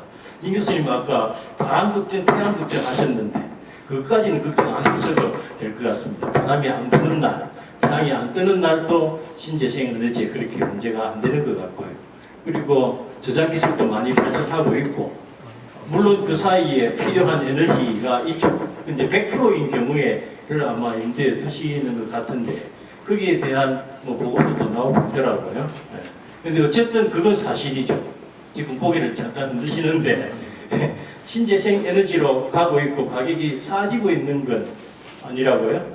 양 교수님도 고개를 흔드시는데 저도 많은 국제기구 자료를 직접 봅니다. 저도 강의도 하고 그런 참석도 하는데 제가 수집한 자료로는 분명히 퍼센트가 신재생 쪽은 높아지고 있더라고요. 기술도 많이 발전하고 있고 단가도 싸지고 그것마저 팩트로 안 받아들이면 저는 뭐 그만둬갑니다. 아까 그 확인 안 된 그 에너지가 남는지 과연 원자력을 이렇게 그만두면 에너지 안보 문제가 있는지 뭐 그 팩트라도 좀 알고 싶습니다. 예, 그러면은 뭐 부족한 시간이니까 마지막에 우리 질문하신 김철근 교수님 스스로 질문 요약을 해주셨습니다. 그 원자력 안에도 에너지 남아돌 수 있느냐? 현재는 남아돈다고 그러고 또 앞으로도 문제 없겠느냐? 또 그리고 신재생 에너지로 가는 건데 그게 과연 뭐 안보 에너지 등등 문제에서 그게 문제가 되겠느냐? 이렇게 요약해 주시잖아요, 그죠? 그러면 먼저 에너지 남아도는 부분부터. 네, 우리나라 총 발전 설비량이 한국전력통계에 의하면 금년 7월 달로 1억 1,300만 킬로와트입니다. 1억 1,300만. 근데 금년 여름 피크 때 최고 쓴 것이 얼마냐면 8,500만 정도 됩니다. 그러면 대충 해서 3천만 킬로와트가 남는 거죠. 이 3천만 킬로와트는 원자력 발전소 30개 정도 됩니다. 그 정도면 충분히 발전 설비가 남는다고 할 수가 있고요. 또 한 가지는 방금 뭐 말씀하셨지만 소비입니다. 소비. 우리나라는 전기를 너무나 낭비 수준으로 쓰고 있습니다. 그 단적인 예가 독일은 우리가 비슷한 산업 구조로서 전기 소비를 많이 합니다. 세계적 자동차 메이커가 4군데나 있지 않습니까? 그래서 독일은 1인당 전기 소비량이 6,300kW인데 반해서 우리나라는 1인당 10,000kW를 씁니다. 거의 1.5배를 우리가 독일보다 많이 씁니다. 독일 우리보다도 훨씬 잘 사는 나라임에도 불구하고 그렇습니다. 이 못 사는 나라가 전기를 그렇게 낭비해가지고 되겠습니까? 그렇게 낭비하는 것만 줄이더라도 이게 또 원자력 발전소 뭐 30개만큼 또 남을 겁니다. 30%나 줄이면. 그래서 전기가 남아 돈다고 할 수 있습니다. 전기가 남아 돌지 않는데 그 낭비를 하겠습니까? 뭐 우리 못 사는데 저기라도 좀 먹는 거 아니야? 이 슬슬 밤이 잘 밤에 나가 보면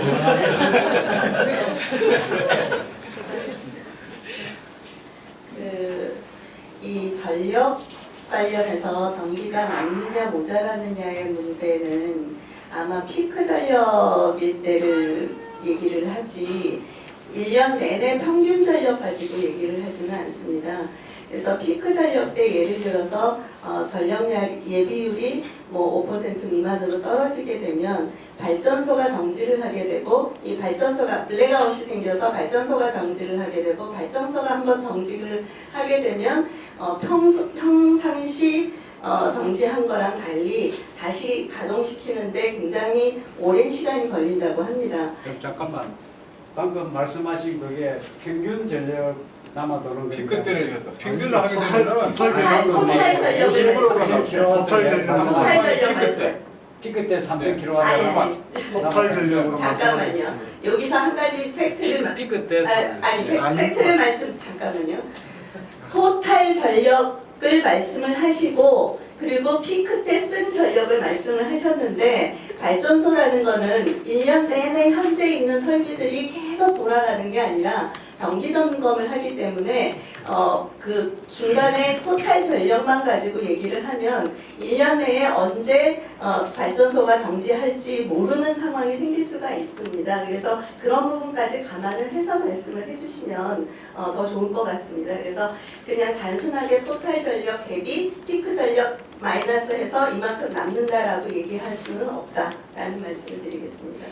그 다음에 두 번째 신재생 에너지 100% 아까 말씀을 하셨는데 신재생 에너지 관련해서는 바람 걱정, 태양 걱정을 안 할 수가 없습니다. 왜냐면 우리가 전기를 쓰다가 말다가 하는 게 아니라 이 전기는 항상 꾸준하게 들어와야 되잖아요. 물론 개인이 보면은 뭐 쓸 때 있고 안 쓸 때 있으니까 상관이 없지만 에너지 저장 기술하고 연결해서 에너지 저장 기술도 말씀을 드리겠는데 에너지 저장 기술이 물론 발달이 돼서 저장을 할 수 있지만 원자력 발전소 한 기에 해당하는 정도의 에너지 저장 그 배터리를 만들기 위해서는 굉장히 큰 용량이 만들어져야 되고 그 기술은 아직까지는 없는 걸로 알고 있고요.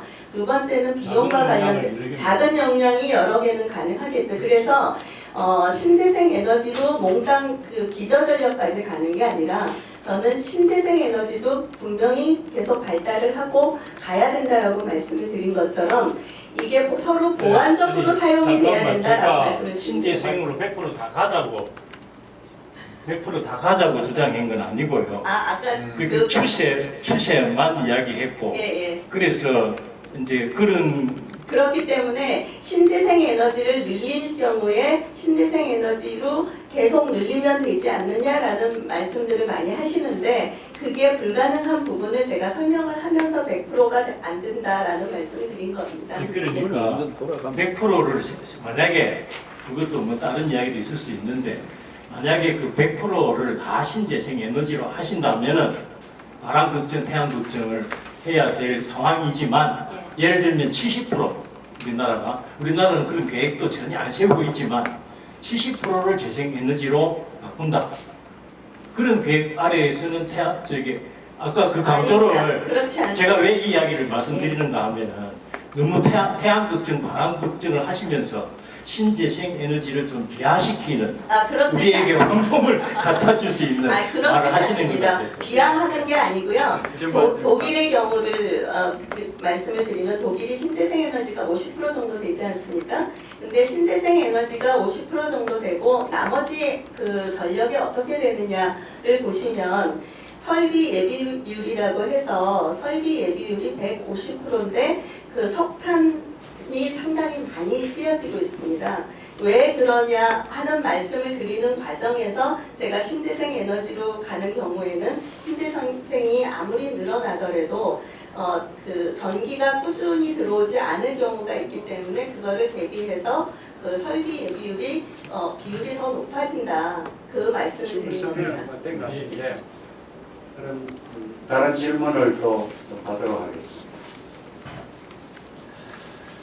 예, 지적입니다. 예, 제가 잠깐 마이크 드릴 테니까 좀.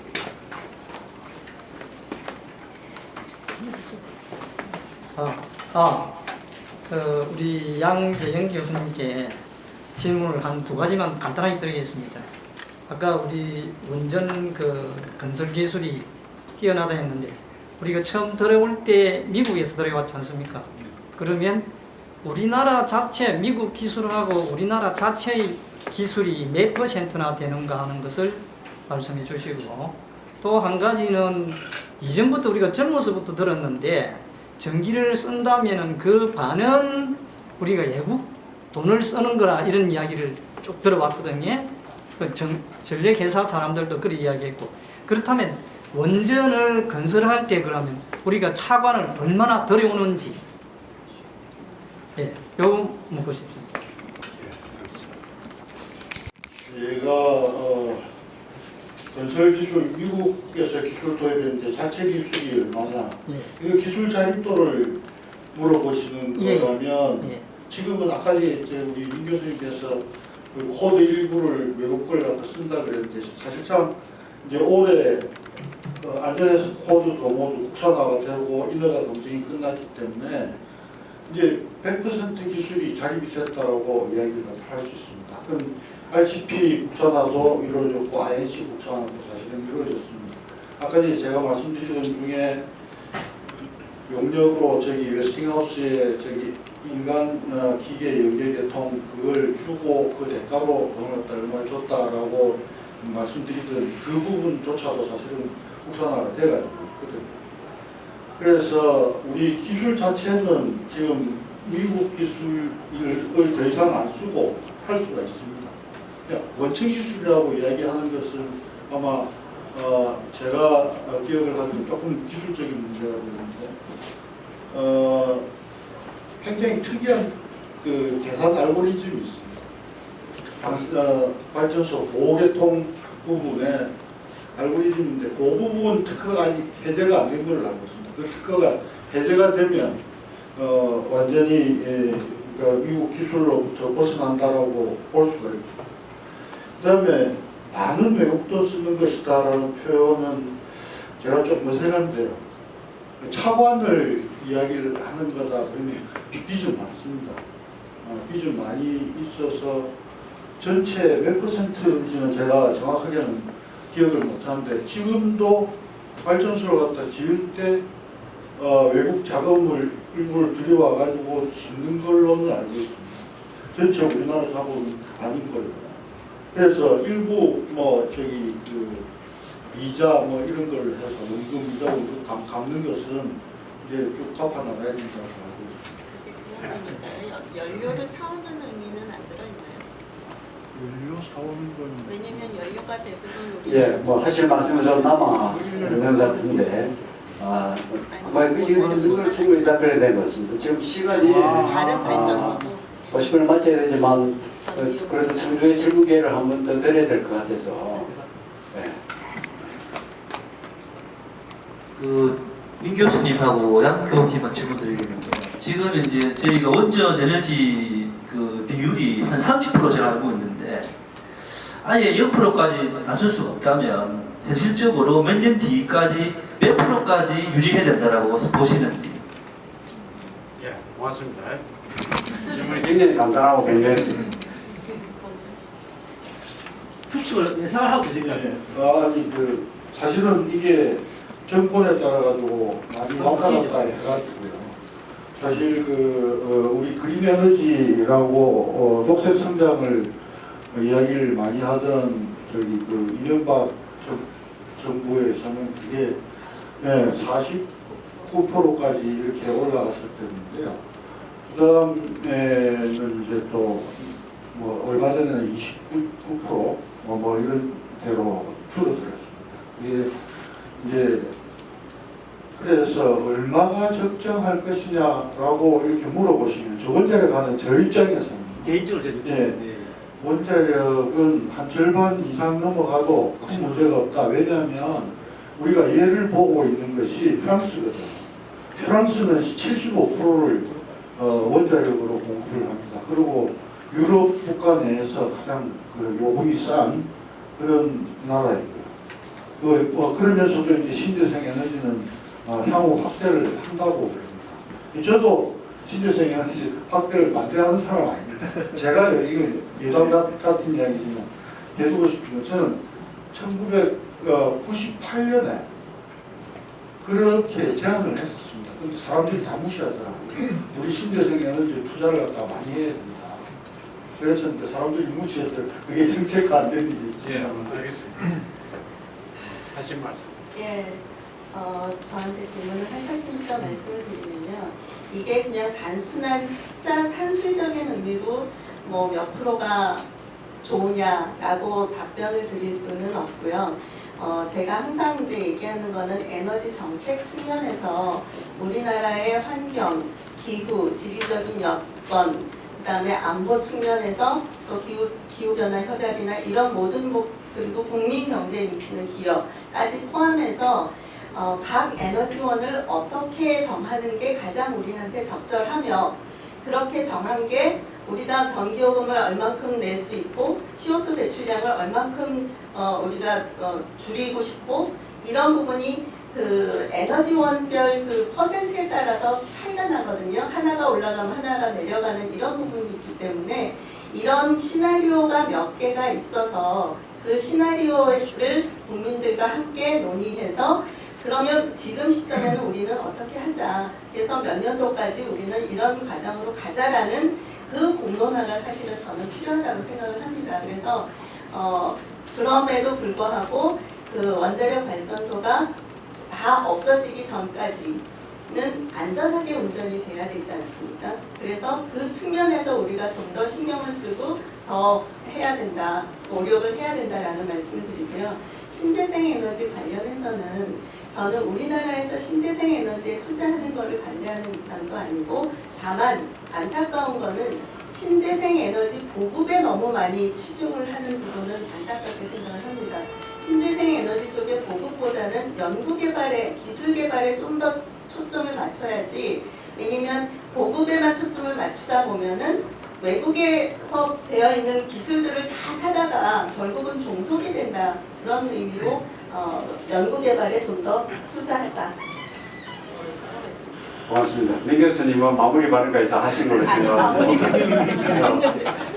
마무리 발언. 네, 원장님. 30초는 좀 짧은데요. 그냥 저는 그냥 꿈을 한번 생각을 해봅니다. 그냥 상상을. 지금 제가 에너지 전환이라는 건 미래 에너지에 관한 얘기다. 50년 후 대한민국을 생각하자 이런 얘기를 했는데 재생에너지로 100% 전기를 만드는 걸 한번 상상을 해보는 겁니다. 지금 현재 해상풍력 발전기 한 개가 5메가짜리입니다. 그리고 우리나라에서는 바람이 최하로 불 때 20%의 효율을 냅니다. 보통 겨울에 50 내지 70%, 여름에는 30 내지 50% 이렇게 전문가들이 얘기하는데 태풍이 올 때도 20%는 나온다 그렇게 얘기를 하길래 그러면 20% 5분의 1, 5메가짜리니까 1메가는 무조건 나온다 이렇게 한번 계산을 해보고 지금 우리나라 전체에 쓰고 있는 전기를 보면 설비가 110기가 그리고 피크 때 85기가를 씁니다. 그리고 평소에 60기가를 씁니다. 그러면 풍력 발전 가지고 60기가를 만들면 되는 거죠. 근데 한 개가 1메가니까 60기가를 전체를 해상 풍력으로 다 만들려면 6만 개 있으면 됩니다. 해상 풍력 발전기 6만 개. 그래서 제가 이 6만 개의 해상 풍력 발전기를 우리 영해에다가 꽂는다 이렇게 하고 최소 면적을 한번 계산해 봤더니 국토 면적의 20%가 필요하다고요. 그리고 이거는 영해 면적의 5%더라고요. 우리가 갖고 있는 영해 면적의 5%의 해상풍력 발전기를 6만 개를 박으면 우리나라 전체에서 쓰는 전기가 다 나오는 거죠. 최소한이 20%이기 때문에 겨울에는 이거의 2배 이상의 전기가 나오는 거죠. 그거는 전부 저장해놨다가 써놓으면 되는 거죠. 그 에너지 저장 장치 ESS라고 하는 건 우리나라가 최고 기술을 갖고 있습니다. 그리고 해상풍력 하는데 부유체 만드는 부유식 해상풍력은 이보다 훨씬 더 규모가 큰데 그 부유체 만드는 기술 세계 최고가 대한민국입니다. 그래서 이런 기술들을 이용해서 해상풍력의 나라로 가는 거를 한번 상상해보면 네. 원자력 발전소는 0.001%의 사고 가능성이 있어도 만들면 안 됩니다. 왜냐하면 대안이 충분히 있기 때문이고요. 두 번째는 단 한 번의 사고로 국가가 파산합니다. 그래서 울산에서 우리 오셨는데 울산이라는 도시는 월성과 고리에서 18km 떨어져 있습니다. 이 울산이 대형 사고 나면 울산이 폐허가 되게 되면 우리나라 경제는 그날짜로 파산입니다. 그다음 세 번째는 이 사진은 일본에 있는 후쿠시마 아이가 비폭 때문에 친구들한테 왕따 당하는 사진이 이 신문에 수기가 실려서 난리가 난 적이 있습니다. 우리 미래 세대를 위해서 절대로 만들면 안 됩니다. 10만 년을 관리해야 되는 사용 후 행렬 얘기 안 했지만 10만 년을 사용해야 되는 사용 행렬을 우리 아이들에게 대대대대로 물려줄 수는 없는 겁니다. 일본의 가장 보수적인 정치인의 보이즈미라는 사람은요, 총리했던 사람은 시민단체를 만들어서 원자력 발전소 만들을 하고 있는데 그 중에 하나는 우리가 항상 경제 이야기 하는데 수출도 못하게 합니다. 이 고이즈미라는 전 총리는 수출도 이 나쁜 것을 왜 수출까지 하냐 수출도 못하게 하고 시민단체를 만들었다는 사실을 이번 인식하시기 바랍니다.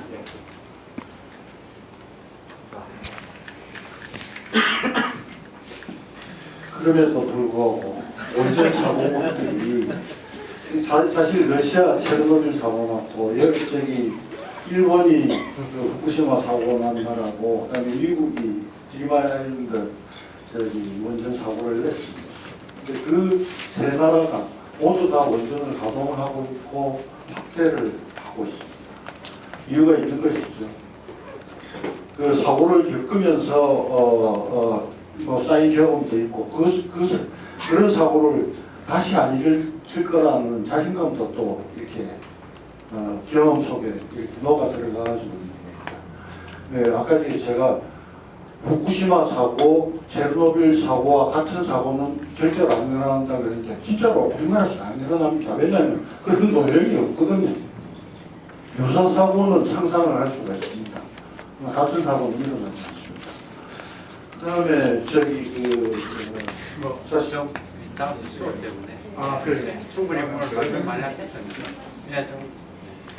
예, 일본의 경우는 핵폭탄이 2개나 떨어진 나라임에도 불구하고 원자력 발전소는 50개 이상 지은 나라입니다. 그리고 후쿠시마 원전 사고가 났음에도 불구하고 원전 재가동을 시도하고 있다는 경우는 왜 그럴까요? 일본 사람들은 뭐 안전 불감증 때문에 그럴까요? 그게 아니라 에너지 안보나 산업 경쟁력 때문에 어쩔 수 없이 취하는 전략이라고 저는 생각을 합니다. 그래서 저는 에너지 정책은 옳고 그르면 문제가 아니라 국가의 안위 그리고 국민의 안전 이 두 가지 모두를 만족할 수 있는 최고의 접점을 찾는 게 가장 중요하다고 생각을 합니다. 그래서 마지막 메시지는 정부는 국민이 가장 중요하게 생각하고 있는 원자력 안전 운영을 위해서 우수한 인력과 기술이 확보되고 유지되지 않으면 앞으로 40년, 50년 후에 원자력 발전소가 다 없어진다라고 얘기를 하더라도 그동안에 안전하게 운영이 되는 게 가장 최선이기 때문에 그 노력을 기울여야 된다라는 말씀을 드리겠습니다. 감사합니다. 예, 오늘 이렇게 신고리 오리고기 건설 찬반을 둘러싸고 열띤 토론해 주신 우리 네 분 토론자님께 대단히 감사의 말씀을 드립니다. 제가 마지막에 독일의 그 위원회 이름이 윤리라고 붙은 이유를 좀 우리가 곰곰이 생각해 봐야 되지 않을까. 기술적으로 서로의 그 논박은 있을 수 있겠지만 이 문제는 분명히 우리 시민사회가 윤리적으로 결정을 내려야 되는 문제라고 생각합니다. 만약에 10만 년이 걸리는 폐기물 처리라든가 한번 일어나면은 그냥 국가 경제가 무너질 수 있는 그런 커다란 문제 등등을 포함해서 우리 시민사회가 합리적인 결정을 내릴 수 있도록 우리 다 같이 이 문제에 대해서 좀 더 관심을 가지는 훌륭한 계기가 되었으면 대단히 고맙겠습니다. 이것으로 토론회를 마치도록 하겠습니다. 대단히 고맙습니다.